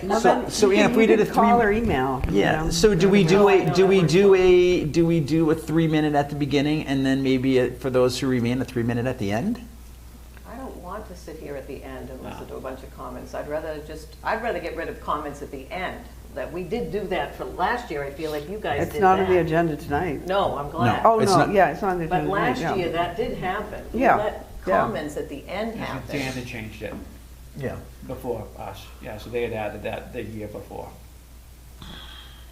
I wanted to get rid of it, but nobody would. So, I think it should be 3 minutes at the beginning, talk about anything, and any action item, which is most stuff. As long as it's any action item. Well, that's what it has to be, that's the. Any the law. action item, but anything also not on the agenda? Yeah, they can talk about whatever they want. They can get up there and talk about fleas, I don't really care. They got 3 minutes to get up and talk about anything they want, is what the state you're says. saying Whether it's on the agenda or not. Whether it's on the agenda or not, and then they can also speak again if it's an action item, is what Right. the state says we have to do. Yeah, No. feels like it. Well, it No. feels Like like it last- since I mean, I've been here. The last week, last week, we had a lot of items that people, I think, that went on. But They we weren't- have a lot of action items. But they weren't all action items. They weren't all action. Oh, because you let people talk at that referral part, that's why. Yeah. Yep. Yeah. Well, that referral, I don't even like. So we don't But want we're to do that part changing anymore. I don't like the referral. Okay, yeah, let's do that. That sounds good to me. I'm good. Seriously. It was like tonight. Well, As long as tonight they was talk. actually really, but you remember, tonight was a kind of a repeat, so it was kind of like an old movie. It was the Right. same stuff. that Yeah, we've gone over. it's true, I know. So But they can we try could, they that? should have 3 talked minutes on at the beginning non-agenda on- items too. They I could- got 3 minutes at the It's good. beginning, they And can talk agenda. about whatever they want. Yep. Yep. And then during the meeting, they can speak during the action. On the action items. items. Yeah. All right, let's start with that. And again, Um, we're going to take a look at it. We can think about it, and it's nothing's set in stone, but it's out So there I to can get. amend, So this, It's 602.03A. yeah, okay, A under A, 60203.A. I got all these now, A, 1, 2, 3, A3. 3, the chair in consultation with the town manager shall determine the appropriate meeting or workshop. That says A3 on the ones that, these are the amended, so No, we it's- already it's- have amended. What Oh. I'm saying is we Oh. have red line versions Okay, already okay. of the town council rules, so which is, so, I don't know where we. 602.03A.3. Yes. On page 3 and 4. Right here. all right, I'll have to look, because I have can the send it red to you. line It's six- version that has the it's- changes in it already. So I think it's what I right. have too. You have that too, Ann, so I was trying to From the, find. from the 602.03. 18 company. Yeah. I think it's 3. No, it's, I mean, it's all. Oh, it's in there? I have the red line We can just, version. I mean, it doesn't- Yeah, I'll- if you get it, again, this is a working document. If it's not perfect, you got it. we'll tweak it again. I'm just trying to I think figure it's out. good to go over everything. I think we need to have this ready for vote next time. Yeah, that's what's, so I was Yeah, just gonna drag us ask out what that again. was currently. So in the old non-amended, it's 603A3. In the old, okay, I'm just gonna write old, I'll know. All right, cool. And I'm not gonna Okay. forget that. And then, the next Talking one about what's the is, problem it's, so it's the same thing, but now we're gonna go down to, it's 602.03, letter B, number 2. So it should, I'd like it to see if we could say, it should say the council may ask for public comment on a workshop agenda items using the same rules as outlined in Is that what you wanted? blah, blah, blah. 602.03. 602.03. Because like tonight, we did the workshop, we didn't ask for public comment. So six, I don't like it. What? I like public comment. I know, on but a I'm saying, workshop. I mean, so you're telling, nobody spoke about solar? Didn't you ask? Nobody got up to speak about it? no, we didn't. we didn't- we He's didn't- saying I don't that know we which can one's ask. What I'm saying is the council, I want to change it to the council, it says right now the council will ask for public comment, so we really. Yeah, need may to- ask, yeah, that's fine. So I want to just say the council may ask for public comment. Because if we, May is definitely different No, than it's, will. Yes. I mean, May says Oh, I may. have to. Maybe. So, but do we want to? Definite. You want on every, you want it on every workshop moving forward? Will. Yeah, you can put it as a definite Okay. will, don't put iffy Alright, things. so no I mean, we were already 20 minutes I was gonna behind say, on yeah. this workshop. So I think we should, I'm just saying may, and if we have time, or if it's, sometimes it Will. might be something that's just cut and dry. I'm not saying we won't, but, we'd have to stop after 5 minutes when people start talking. yeah. So you see what I'm saying? So that it says. yeah, I got it, I just Okay, wanted to- all right, cool, So okay. you want it to say may? Yeah. Workshops where, like, we've had, like, Adam Wilkinson and a bunch of guys come and, the sand pit people, I mean, so we're gonna say, sorry, you're not. No, I didn't say, no, we're not, you're, so you're. But it might be depending on who they are, you may let them. No. We're going to talk about it like before. I think before the workshop starts, we will maybe have a discussion amongst ourselves if we want to. Is this something we want to have comment on or not? But no, I'm not going to pick. That's not absolutely. It's I think we need to have a rule about it. all right. Well, we can. we can vote on Make it. one. I mean, Last right? I mean, I think we can vote for each of these on Sure. on Do whether or we not have a we want to workshop? include Do we them. want to have public? All right, hold on. Yes, we want public Workshop. workshops. They should have some type of I mean, comment we at a may want to workshop. then allow more time and start them earlier, because, Yeah, you're gonna have to start an hour earlier. or at least But you half problem an is you hour never, earlier. as you know, you never know. You don't know who's going to show up. You never Yeah. know. And quite honestly, if it runs late into the town council, I would rather have that done than be done so early and start the meeting and people aren't here for the town council meeting. I'm saying if the workshop runs a little late, so be it. I'd rather have that run late than we have such an early start on the workshop that we're Yes, ready we to. can find out from the workshop when Yeah. when to schedule them, depending on the workshop, because we're going to get a feel for what's going to be important and what's Yeah. not. And we can cut people off after, we could say, Mhm. 20 5 minutes. people or We could say something. 20 minutes or 5 people, that is legal, we can do that, Yep. Okay, so the next one is, Wait. I'm I'm sorry. sorry, because so is it may? You want may or will? May. Well, It already says will, correct? Or he says will. So no change. So you there. want it, do you want it, so you want it automatically all the time? You don't want to have a choice? No. You want to have it will? I want May. You want May? And what would you like to I look? prefer May as well. I mean, I think there may be some instances where I mean, it's not going to be, necessary. the reality is, if you, what we'll do is before the meeting, we'll say, do you want to have comment on this? We'll take a vote. I mean, I'm going to tell you, probably 100% of the time, it's going to be yes. But it gives you, it gives the counselors an option depending upon what's going on. Well, there's already 3 of you, so I don't need to No. change my view. No, but I'm just saying, I think you'll. I prefer to hear from the public. I just feel like the public is, who put me here? But- Well, except that you've already said that a few people in the room is not a statistical, majority of the town or something. So it feels like. I like to value that they're here.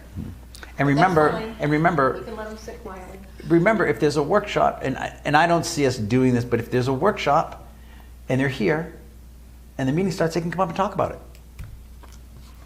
When the town council meeting said, they still have their time to come up and talk at the podium. Yeah. So it's not like it's not like they cannot talk about it. And in fact, we had that meeting here tonight and everybody's here and nobody came up and talked about the solar. But You didn't give them public comment. Them the chance. Yeah. you have your 3 minutes of public comment for the town council. Oh, non-Johnny, yeah. Yeah, probably so didn't they think of have, they it. have Yeah, the they ability, did have it, they but have probably the didn't ability to think of do it. that. Yeah. I just think, like you said, if it's something and there's like the thing is packed and it just gives you Let's move on. an option. All right, fair enough. I agree. All right, so the next thing is 602.12. Okay. Where are you? Are you? I'm right off. I'm going right off the 60. Right off Word the document. Yeah, the town, the charter. I'm going page by page. These are your changes? No, like my suggestions. This is the Word doc that Lauren distributed earlier today. It's the actual. If you pull up the actual town council, if you pull up the actual town. These are all right now your changes. These Your are personal ones. well, not my pre-man. They're just suggestions. So it's going to say, beyond those outlined here, the chair and vice chair have no more authority or responsibility than any other town council. The chair and town manager shall meet to review plan meeting agendas and may include the vice chair as necessary or any other member of the town council as needed to ensure continuity of town business. Can I just interrupt? So the red line version that we already have has a lot of these changes in it already. So it says currently, the chair and vice chair shall have no authority or responsibility beyond that granted by the town charter, ordinances, or these rules, except as necessary to perform the duties of their office. The chair and town manager, as necessary, shall meet with the vice chair to review upcoming agendas and Okay, to, so so. I don't want to say with because I want to say in May because now that's going to force Judy to Okay. be there every week. I was or going to every say, other I've week. never been included so far. As necessary, the chair and town manager as Because it necessary. says will include her. So basically, if you want to come, I mean, if we do it, you're going to. As necessary, it says. But it doesn't say that in our original council. No, but we already have the revised ones that have changes already implemented. And it's So when you're looking at the red line, there's changes that have already been made to it. That's what I'm saying. So this one that you have has been changed. Can we?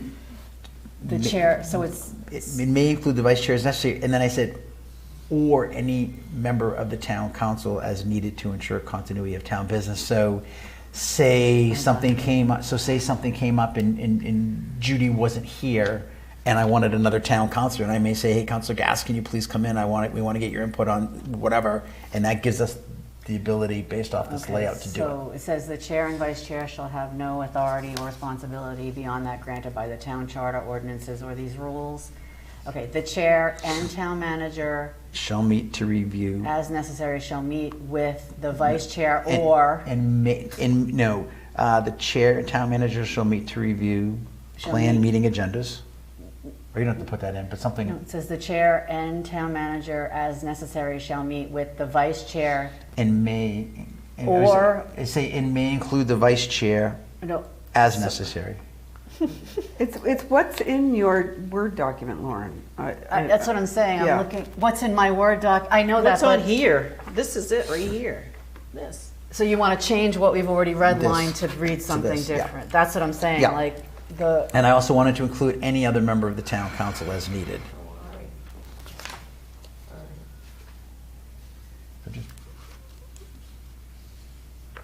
That sounds All right, I can change it, I'll just change it to that, yeah. Okay. Sounds like the same thing, but. It's okay, it's, no, it's fine. And then we had rules of debate, which I think was one that we had talked about. Just because we're looking at different things, it's hard to. Let's see, Okay. at the end of the, where did I have this? I'm just looking at this thing you handed out. Yeah, I'm looking at this and. So yeah. and then on 60213, Regarding motives and personality. Rules of debate. at the very end, At the very end. After the first paragraph, ending in regarding. At the rate we're going, no.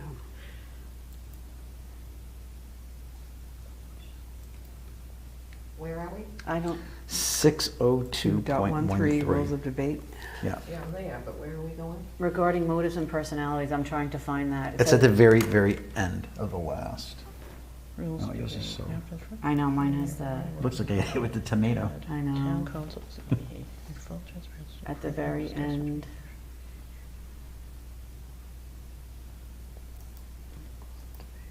After the second, after the first paragraph. I mean, can we just go over it? Do you have to enter it now? No, I just can't find it on here. What is it we're looking for? I'm confused. I'm in.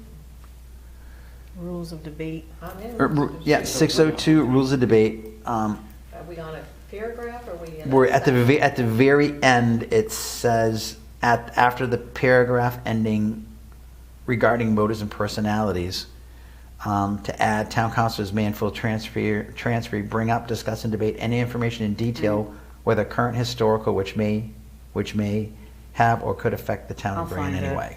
I don't know if it's A, B, or C. I'm just, Yeah. it's fine, I'll find it.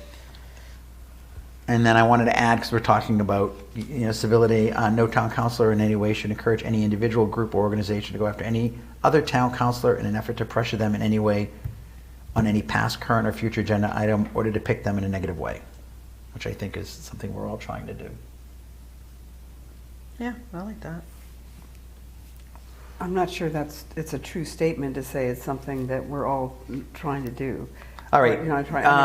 Certainly has not. Well, I shouldn't say that we're trying to do. I'm just saying to depict them in. I didn't write that down, so you can see what I wrote down. I mean, go after is a pejorative term, right? I mean, I think you could change those words to. Absolutely. To hold the counselor accountable for past, for past pledges or statements saying that they would take some sort of action. I mean, I think that's really what we're talking about here, right? Maybe about grassroots. No, I'm just saying in general. It's Or got nothing to do with certain any. Facebook pages? Exactly. It's got nothing to do with. Gray news. Because your grassroots is really kind of trying to undermine some of the. But councils. it's really just being about, we're talking about civility and respect, and I just think. Is this all new that you're adding? Yeah. Why? Because all right, so first of all, if it talks about, for example. Rules, it says that already the members of the public and the town staff and town council meetings shall observe the same rules, decorum, good conduct, applicable Exactly. to the town council. So, but what if something comes up? What if something comes up that if you want to bring up and debate in any way that potentially historical may not, but your factual may not put a counselor in the best of light that's factual, that it gives you the opportunity to talk about it and you're not being rude or derogatory, you're just being factual and you're making a statement. Right, so what are you asking? So censure? I mean, Well, no, that's not even, yeah. I wouldn't even say that. I'm just saying, that wouldn't even probably be a censoring thing. I think to censor somebody, you have to do something Well, I mean, it's like. pretty bad, but it's just saying that, and again, just a suggestion, we can put it in and we can. I don't agree with, I mean, I first of all, you're trying to interfere with free speech, which I think there are some First Amendment implications here. Where are we trying to interfere with free speech? Well, you're under your second paragraph, under 602.13 rules of debate, you say you want to add, no town councilor in any way should encourage any individual, group or organization to go after any other counselor in an effort to pressure them on any past, current, or future agenda item or to depict them in any negative way. I mean, You can say that's free speech, but then you can also say we're supposed to teach how you're supposed to treat the fellow counselor. So it's kind of tagging on to well, that. I mean, I think it's wide open to interpretation. I mean, if a counselor makes a pledge to take a particular stand or vote in a particular way and then reneges on that, I mean, I think letting people know about that, it seems like a responsible thing to do. So that you're right, and that right there comes up to counselors may in full transparency bring up, discuss, or debate any information, whether current or sort of things that could affect the town in any way. It's right there. That's in the first paragraph. Sorry. Why did we add in the second one then? Yeah, well, and are the rules of debate, does that apply to within council meetings or at any time? I think the first one replies to in council meetings, which is if something came up historical, like you said, if I voted one way and then I did something different, you would be able to bring that up. You're not being derogatory towards me in any way, you're being factual, and I think you should be able to bring that up if I did something wrong. And then the second one is basically, I would say, is just more of a general, that would be outside. I don't like the second paragraph. Yeah, I don't like the whole go after. Yeah, I don't either. Well, you don't have to put go after, but I just think there are First Amendment implications here, and I think it's politics, honestly. Politics do pressure. Yeah. Kind of what, when you took this job on, we knew we weren't going to all be sitting and having a picnic. And whether Everybody's it's gonna love us. Greater Gloucester Uncensored or the Gray News or whatever, or Grassroots Gray, or any Mike, other what do you think? organization, I think it's... Mike, Yes. thoughts? Listen, I think, I don't like any of it, all the nasty comments and getting people to email and text, and I don't like any of it, so. I can delete it now. But I don't know if we can control it. Mm-hmm. I don't like it either. You don't like what? I don't like, I'm sorry, Ian, but I don't really care that you send all these emails out and we get 10 emails about the same thing over and over. Yep, freedom of speech and everything, but it's taking time away from us on important things that we need to be focusing on. Important things like cisterns? Hey, there's nothing wrong with thinking about that. That's about the people that are gonna build beautiful houses. This is gonna deal with that. I say scratch the second paragraph. And Me just too. Stick with the first one, because it just makes us not sound like we're adults. And We're not. well, we need to be. I'm gonna clean it up. Mike's I definitely think Mike not. doesn't like that, but we'll clean it up. I'll clean it up, leave it out for now. All right, I'll leave it out for now and okay. Okay, 602.13, I think it's, let's see, B3, Replace with a reference. That's what we're under, rules of debate. Okay, what is that? I'm just looking at what even that Oh, was. B3. Remove the, replay, I don't even know what that was. It's like 3, reference section 602.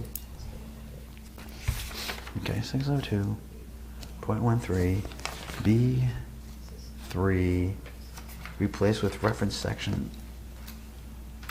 Oh, maybe it was, when recognized by maybe it was before we needed to reference section 602, maybe it was because of the rules of public wishing to address the council, raise their hand.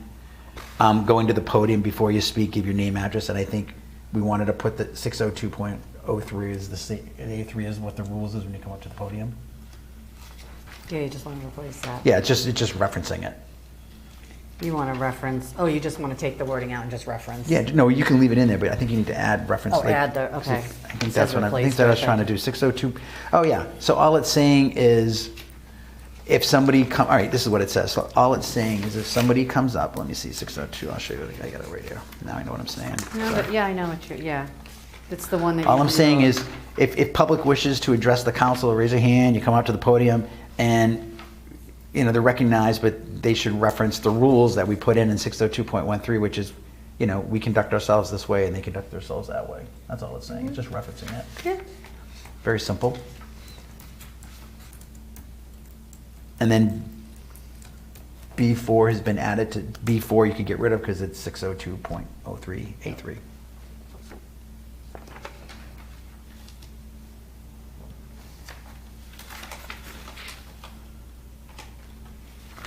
All right, and then 602. All right, now we're cranking. All right, 602. Oh my God. Okay, so 602. Oh,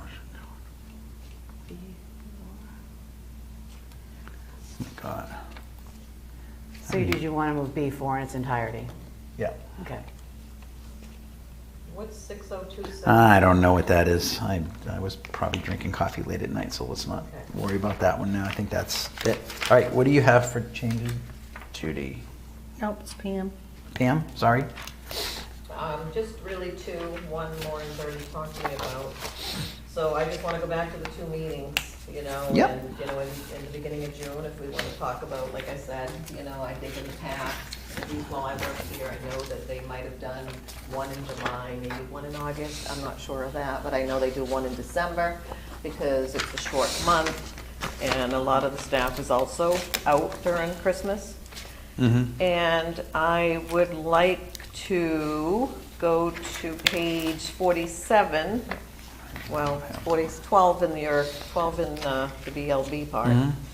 And oh no, wait a minute. I don't. With this council recognition seems all new to me. Council A 60213. It doesn't seem to be in the original. I don't know where you are. This is rules of debate, under rules of debate, 602.13. The whole the councilors shall address all remarks. That's not in the original council rules. I didn't see it. No, that's always been that way. I think it has been, Yep, it's yeah. always been that way. Well, I'm in the council rules right now, okay? Can somebody just find it for me then? I'd be happy if they did. What was it under? 60 what? 60213A1. Rules of debate. Here, the 602, here, I'm gonna give you 60213. Right here? Is that what you want? There you go. You can use mine. Council recognition. Council shall address all remarks through the chair. The chair shall request from council members. Is this the one that's That's- in now? That's the actual document online, if you pull that up. That's the actual. All right, the chair shall request from council members a motion to place a topic on the floor. Yeah, that's there. I have both. Which one? You're the best. No, I'm good. We're good. Oh, here, do you want an extra? No. This is just gonna go through this after. I kind of was smart and I just pulled up the old one. No, I don't think so. That's all right. I think it's all the new new. one. I can see I wasn't that. trying to write, I just can't find this. Got two different versions on here. I thought I read the whole darn thing. It's a lot of information. Has anybody found it? No? I gave you my thing, so you have. Yeah, I don't see it. I mean, I see that the chair shall request the council members make a motion to place a topic on the floor for discussion, but I don't see where it says, council meeting shall deserve this, set themselves on leadership. What did you want to do? Councilor shall accord, council shall, well, I don't see it, that's all. What were you looking- what was your- what were you looking for? It came from. Rules of debate.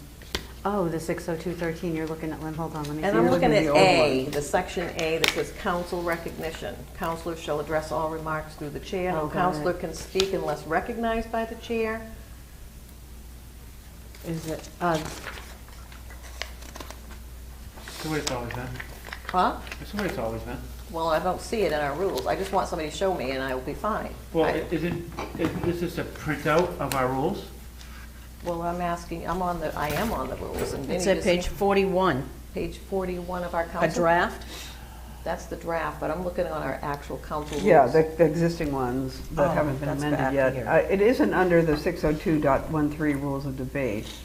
So I'm just wondering, where did it come from? I mean, I don't see that in here anywhere.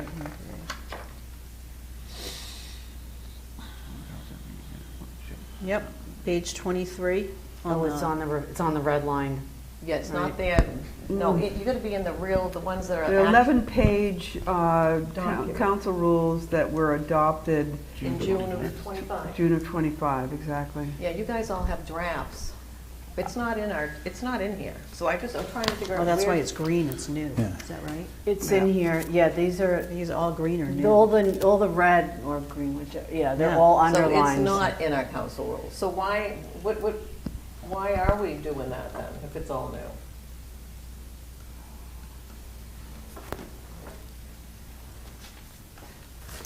It's in the draft. Yeah, and I Yeah. guess one question It's is, not in the you know, who added it? And if you wanted to, you know, defend it, I think there's some value to it myself. I mean, I think that it's the council chair's responsibility to run the meeting, and if people are doing a lot of sidebar conversations, then things get. But he's running, but that says it in this. This says that he runs the public, but this one says he runs us.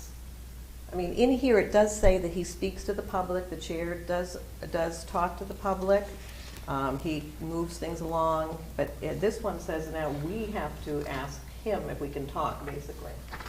That is, I think it's just been moved, because it was in here. It might not be here, but I'll see if I can find it. Okay, well, good luck. I've read the whole thing from covereth to covereth. Yeah, I mean, council should, I mean, I think, I mean, maybe you can edit this to make it seem less ominous, but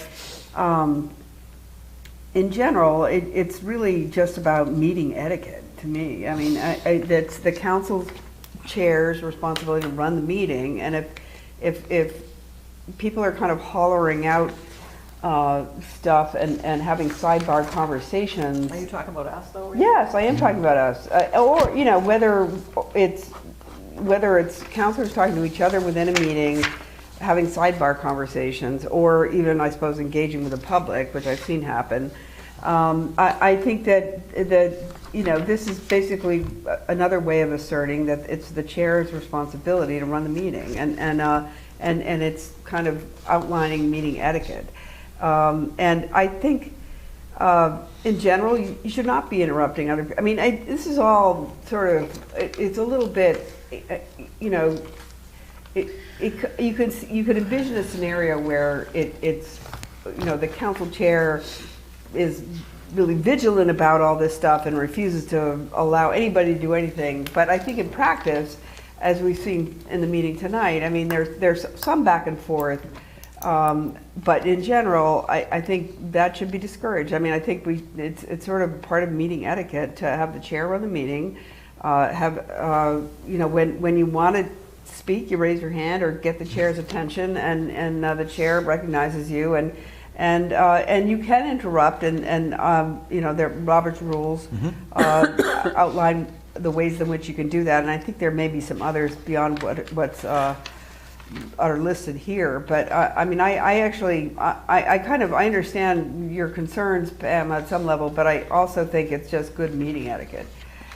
I mean, because you know, otherwise meetings can drag on forever because people are just like blabbing away and not you know, we're not focused on moving the conversation towards whatever resolution we need to, or action we need to take, whether it's a vote or straw poll or whatever it might be. You know, the other thing too is if there's something that, you know, I'm not doing right, I know you and Ann and I, we've had a couple conversations, and I appreciate that. If there's something that you're like, hey man, you should let us do that. I mean, I want to hear it too. I know there's, you know, I'm fairly new to the role as well, so I'm open to that. All right, my last thing. Yep, go. Is I think under conflict of interest, and I'm not sure, page 14 of the actual document, under voting, when a counselor with a conflict of interest, actually this thought comes out of when I had to take that elected officials workshop that we were assigned, all of us, and a couple of us did do it. This specific thing was talked about, that when there is a conflict of interest, say that my son is wanting something, it's something we're voting on, that not only can I not vote, but I cannot debate. I can't have any say in the conversation. So what they recommended in that meeting that I took is that counselor actually recuses themselves from during that whole debate and the vote and sits with the public. I think that's a really good idea. They remove themselves from this council. for that, only that moment. So my other question is, so say, for example, say you're like, oh, I'm not going to be biased. You know, somebody comes up here that I like, you know, they want something that I want too, and I'm not going to be biased about it, but I am, and I should recuse myself from my position to do what you said. I think that's a great idea. And I stay, and you guys really know, like, come on, Vinny, you know you shouldn't be here. Should the council have the ability to make that person recuse themselves? I mean, part of being a counselor is kind of being an adult and knowing when you should remove your, I mean, Agreed. I'm just saying, I'm just about tonight makes me like, oh my gosh, we're back in, like, we need a rule for everything. I just think that it's a nice, because you would be tempted to debate. Sure. I think if you sat here, I would.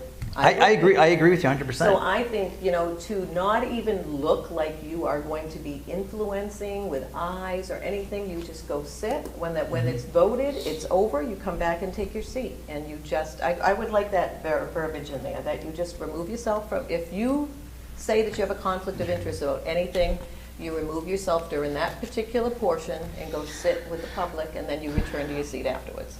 I have no problem with I that. don't have a problem with it. I think that's fine. All right, Fine. good. That's a good one. Just don't make faces at me when Well, I'm going to continue. Okay, I guess that's it. I was wondering about doing the signing warrant. You know how I see in council meetings, sometimes they sign the warrants, like they have an actual agenda item. Oh, thank you for reminding me of that. I'm glad. Thank you. I do want to make a change. I don't know where it is, but I want to change it to saying that the chair will sign the warrants, and then if I'm not available, the vice chair. However, any town councilor can sign the warrants. That way, if something happens. That's the way it was before Mike Foley. I know, but I'm just saying, can we change it back? Basically, or we could just say the chair will sign the warrants, or any other councilor, or would you rather say vice chair first and then? I don't care. Why don't we just say that? The chair, the chair is responsible for signing the warrants. If he or she is unable, then any counselor. And that way, it covers the fall if somebody's out, and it's just a very simple change, and you're right. Yeah. And we're all responsible. Absolutely. Yeah, I don't have a problem with that. Absolutely. Okay, I'm fine with that. Okay, great. Okay, so I think we got one item left. Me, and then Johnson, right? Oh, no, you have yours. Go. Yeah. Yep, great. go. Yeah, so my page on here, the first one was 2 times a month, that's already been fixed.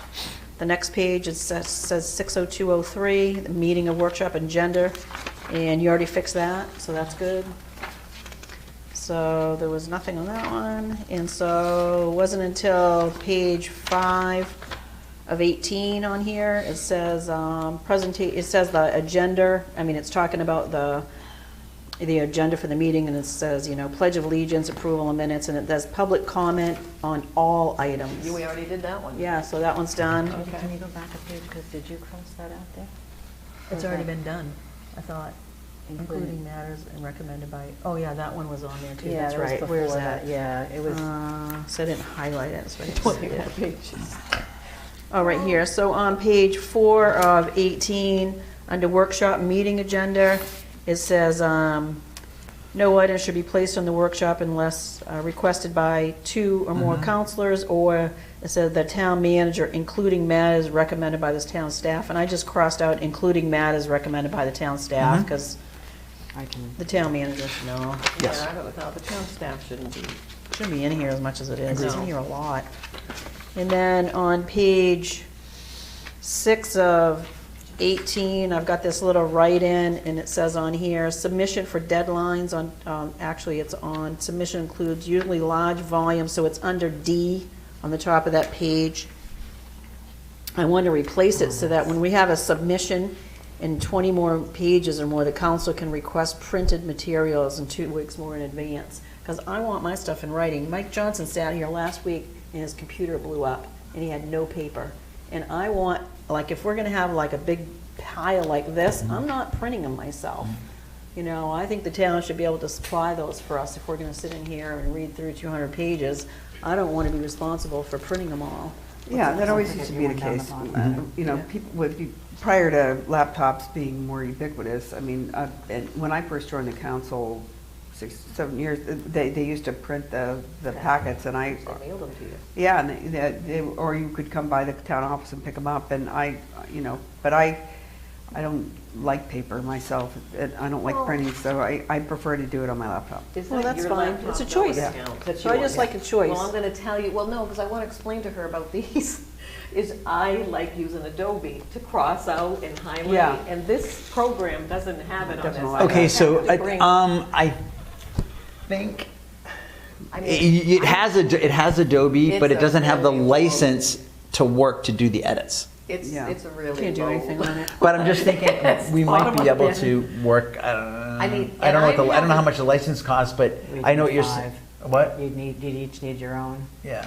I just, Yeah. the printout would probably be cheaper. Yeah, just do the do printout. back I mean, to I just, front, back to I like front. paper, I like to write my notes on my stuff. I mean, If we're really. gonna have the personnel policy for 5 times in a row, I don't need it every time, but Right. I do like to, like, if I could If do it's this 20 on pages here, and long, I'm not highlight printing and it cross out and do all the stuff you can do with, like I do at work, Yes. but I can't right now, for some reason, even email to my town account from my account after I do the markup.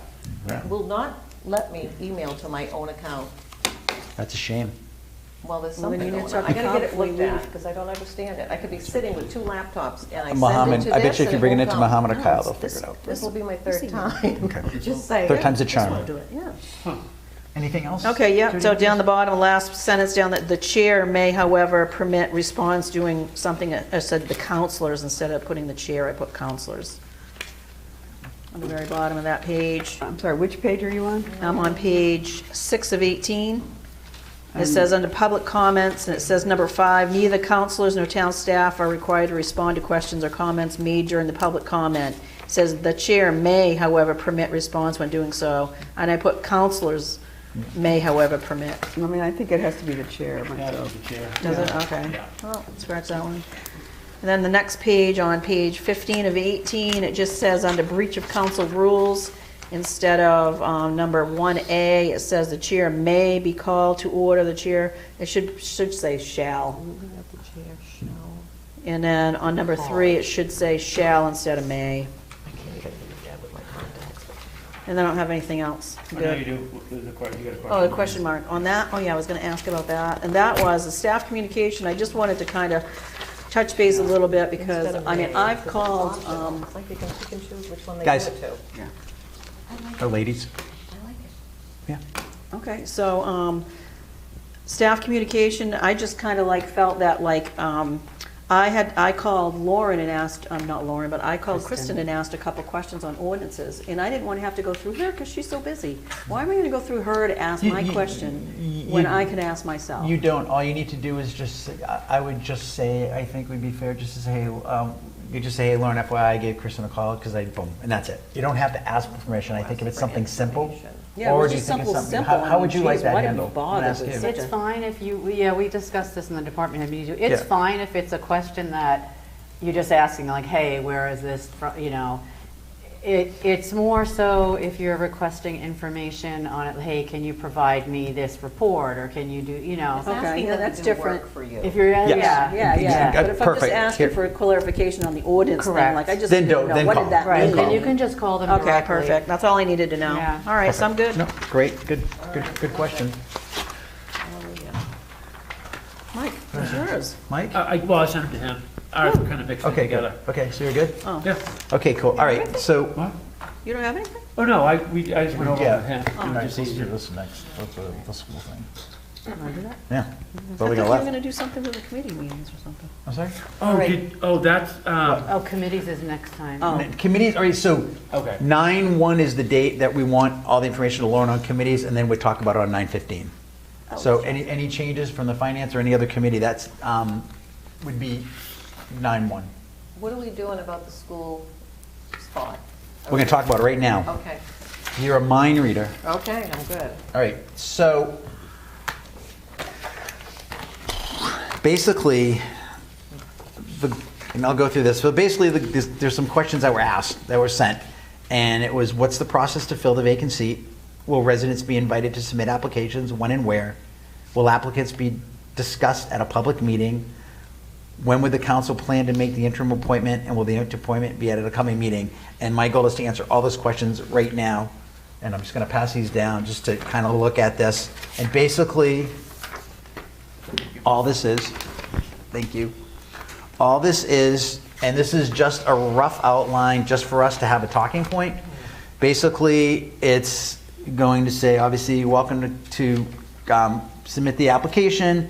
It's going to say the process. We want to talk about transparency. So what we've got is, what if we agreed on something this week? Would like to ask Kyle if he has, hopefully, could post this on or before. I don't know what he has for work tomorrow. We have to find on or before 8/24. And then the deadline for application submission would be the end of business day 9/2. All the applications would go to Lauren. Lauren will provide all the applications to the town council members on 9/3. The town council members would review those applications for whoever we have, and they would send them back to Lauren by 9/8 and kind of rank them on how we see. And then what we would do is she would be able to go through them and say, would have maybe up to 5 candidates based on how many we have. They would be contacted on 9/10 and asked to come to speak to us on 9/15 at the meeting. And then we would deliberate that night, and on 9/15 we would make our decision. So that's kind of the process. I did ask Penny, because it's going on their board, what were a few things that would be important for the person to apply to know so they don't get on there and go, oh my goodness, I gotta do this. And she gave me a couple bullet points with some links about things that would be important. Just these bullet points are all she gave me. And then from there, I just made some basic instructions on completing the application on a couple basics, and then basically just made up, when you can go through this, I just made up a form based on things that would appear to be important to the school. I did some research online and came up with a set of questions. We can add, delete, whatever you want. And then at the very end of it, it basically just says, you know, you're gonna swear to things by typing in your name. And obviously the thing about you can't have a spouse or a current employee, and I miss all the different things in there that, you know, that I know they have some rules, like obviously you can't be on the council or you can't be on that if you have a spouse working for the town and things like that. So this is just a guideline to go, but I think if we did something close to this, and Kyle was kind enough to be able to put it together for us and online, it would give people almost 2 weeks to apply. And then after they apply, it would give Lauren a chance to compile them, get them to us. We would be able to review them for a few days. And then by 9/15, we would be able to have, you know, those people in there to speak and make a decision. I have a question. Please. Why do we pick? I mean, we wouldn't want them to pick our. Because it's in the. It's our charter. It's our charter, believe it or not. It's on our charter. It's on our charter, yeah. So she reached out, it's in our charter, if you Yeah. believe it or not. So if we Well, change the because charter. it's our Gray residents, you know, Yeah. New Gloucester would be providing theirs, but we're picking ours because they represent our town. Yeah, but should they pick their members? I mean, I just would want that. I mean, I know it because they're sounds. divided. I know it sounds weird, but that's 100%, because I got the. Is that how problem. every other town does it, I guess? Is my Yeah, question. I do not know that. That's a good question, but I know that It that's. just doesn't seem right to me. We're picking a seems Gray strange. resident. I understand that. Right. No, What do you but yeah, but why are we picking I for the know. school? I wouldn't want the school district picking for Well, us. that's, Oh, honestly, oh, the school that's why, district, when I oh. spoke to Penny, that's why I said, you know, there are a few things that we should know, and it's obviously, this is when we meet, and gave me some of the links so people can see what the mission value, the things that they're talking about, what the, you know, the board orientation materials. It's all something that somebody that's interested, before they apply and realize, oh my goodness, I can't do that they can take a look at things before they apply. But I asked her for that because you're right. It sounds odd, but we are the ones that make the decision. Yeah. Are we taking into consideration their recommendations at all, or? No, we're gonna No, post. We're gonna be separate. We're gonna post it online, and whoever wants to apply can go. And there's and again, I just put these questions down. We can change them. I thought they were relevant, but I'm only one person, and I want to get your input on what you folks think. We don't have to even make a decision on that tonight. You could think about it, look at it tomorrow. But I'd like to get them in Kyle's hands, maybe Tomorrow. tomorrow I'd like if we them in could. his Yeah, hands if we could get them day in tomorrow. I'd like them on the website tomorrow. I'd like the people to have an option to get this taken care of. Yeah. Because when's the next school board meeting?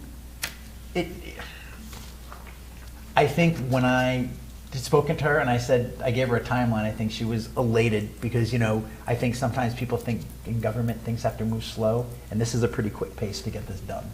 And I just hate to see the seat open for anything that's. would make a decision on 9/15. That's within 30 No, days. they I just think. had their vote on school teachers and all that stuff, so Yeah. they're good. Yeah. And Could so I we think, do it at the, do we have a 9/1 meeting? no, 9/15. 9/15 is our earliest one? No, but no, but We can't get this done in time for 9. yeah, we need time for people. We need time for people to fill it out. Yeah. But 9:15, I think. I mean, that's Yeah. that's pretty quick. Yeah, let's do it. I think that's good timing, yeah. But again, I spent some time on this, and I kind of made these boxes up imaginary. Kyle will make it look much nicer.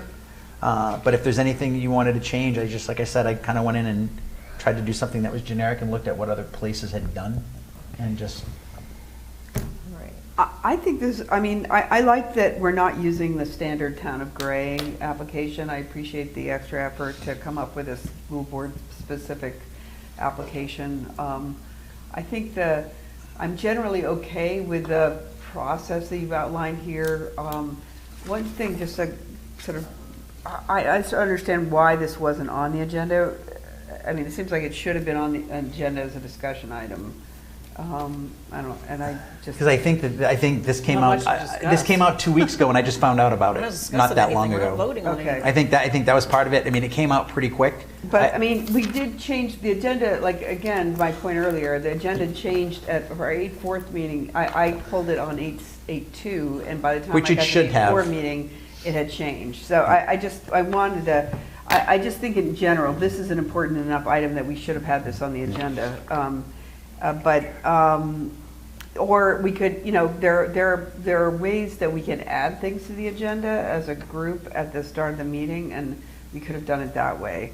But anyway, I think, the one thing I'm a little concerned about, just because I've been through this, is that your suggestion that I like the idea of everybody ranking their top candidates or their, whatever, and sending them along, and so that they can, it may be that there'll be a lot of agreement and it'll be easy to select a person, but having the top 5 candidates come to the council meeting and sort of be interviewed in public is a little weird. Well, I don't think we're going to interview them. I think it just gives them an opportunity to come up for 5 minutes and just, sometimes it's like texting you. People can interpret text differently in emails, and I think it gives them an opportunity just to come up and speak before us and just kind of talk about some of the things maybe that they could elaborate on that they've sent us. That's would be kind of my thought on that. Well, so unless my concern is I think there just need to be more rules around that. So can any council member ask follow-up questions? How many follow-up questions can be asked? Can they come back up and speak again? I just think that we need to be prepared for all those things. I think happening. that's why, absolutely, that's why, this is great. Like I said, I wanted to use this as a template to start, and I think I'm only one person, what everybody else decides that they want to do. Do we have to ask them questions? We don't have to ask any If they questions. write everything down for Right. us, and if they just want to come up and just do a little introduction, can't that be enough? It can, and that was my original I thought, would- but again, I'm only one person. Because I don't want people to Mr. think, Levi Robinson and that debacle. It was a And complete I debacle. can't even believe the No. question told Levi, I just can't believe what he went through. What they all went through that night. It was a disgrace. It was a disgrace. I think Totally, that. and I don't want to see anybody go, No, we me didn't neither. have to go through that to The get on fear, here. the fear, and Ian's right, the problem with somebody coming up or one of us asking questions is somebody could immediately say is, there's some bias, they're asking a question for a certain reason, and even if you're not, it's that. So I think really my thought was, say people rank them, and then there's a couple people that are tied for 4th, and you'd bring up to 5, you could bring them both in, and then just give everybody an opportunity to speak, and that's it, right? And they can talk about whatever they want. But I think it would be nice to have them have an opportunity to just come up and say something on their own, because like I said, you can see an application, but it's like you don't hire people off their resume, you interview. Yeah, and I want a time limit. And a time, we do a time limit, but I think it wouldn't be we'd give them, depending on. 3 minutes is fine. I think that's. 3 minutes Their is written plenty. We don't want to application, hear yeah. their life story. Yeah, I agree. All right, whatever you guys agree, whatever, there's no precedent, so whatever you agree upon, I'm fine with. But I think that would be good. And I would just ask if you, maybe during the day tomorrow, just take another quick read, and if there's something you see that you don't like, and then maybe get it out, and then on tomorrow's Wednesday, Thursday morning, we can get it in Kyle's hands, and he can hopefully. I can give it to Kyle tomorrow afternoon. So, Yeah. That's great. So if you want to send your comments to me. Yeah, and please CC me, because I have the master. Yeah, I was going to say. Then I we looked at it. I can don't think get I it need to change together. anything on there. It looked fine to me. Good, all right. I appreciate that. Thank you for the work.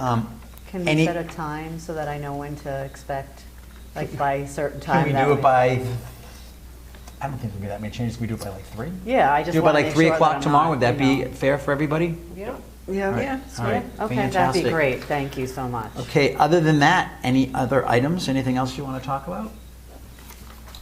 I did want to bring up a mention, I wanted Please. to mention about the hazardous waste day. I see that's still posted up It's there. still posted, so a couple of things. Sandy Carter is going to be there with her group, and I spoke to John, and John is going, it's separate. So first of all, it's not in the transfer, it's on the other side. It's by like where the, and they're going to take everything, they're going to document everything, and I asked Lauren to contact the manager over there, the town manager, and I said, we'll include you, but I need you to agree right now that we're going to send you a bill and you're going to pay for whatever you used and whatever we do, and they agreed, and I have it in writing. So, Okay. and we're not doing it next year. Because I looked at the budget, and last year we budgeted $8,000 for hazardous waste, and we spent 14. Well, I can tell you And we was got it last zero year, the year revenue. before?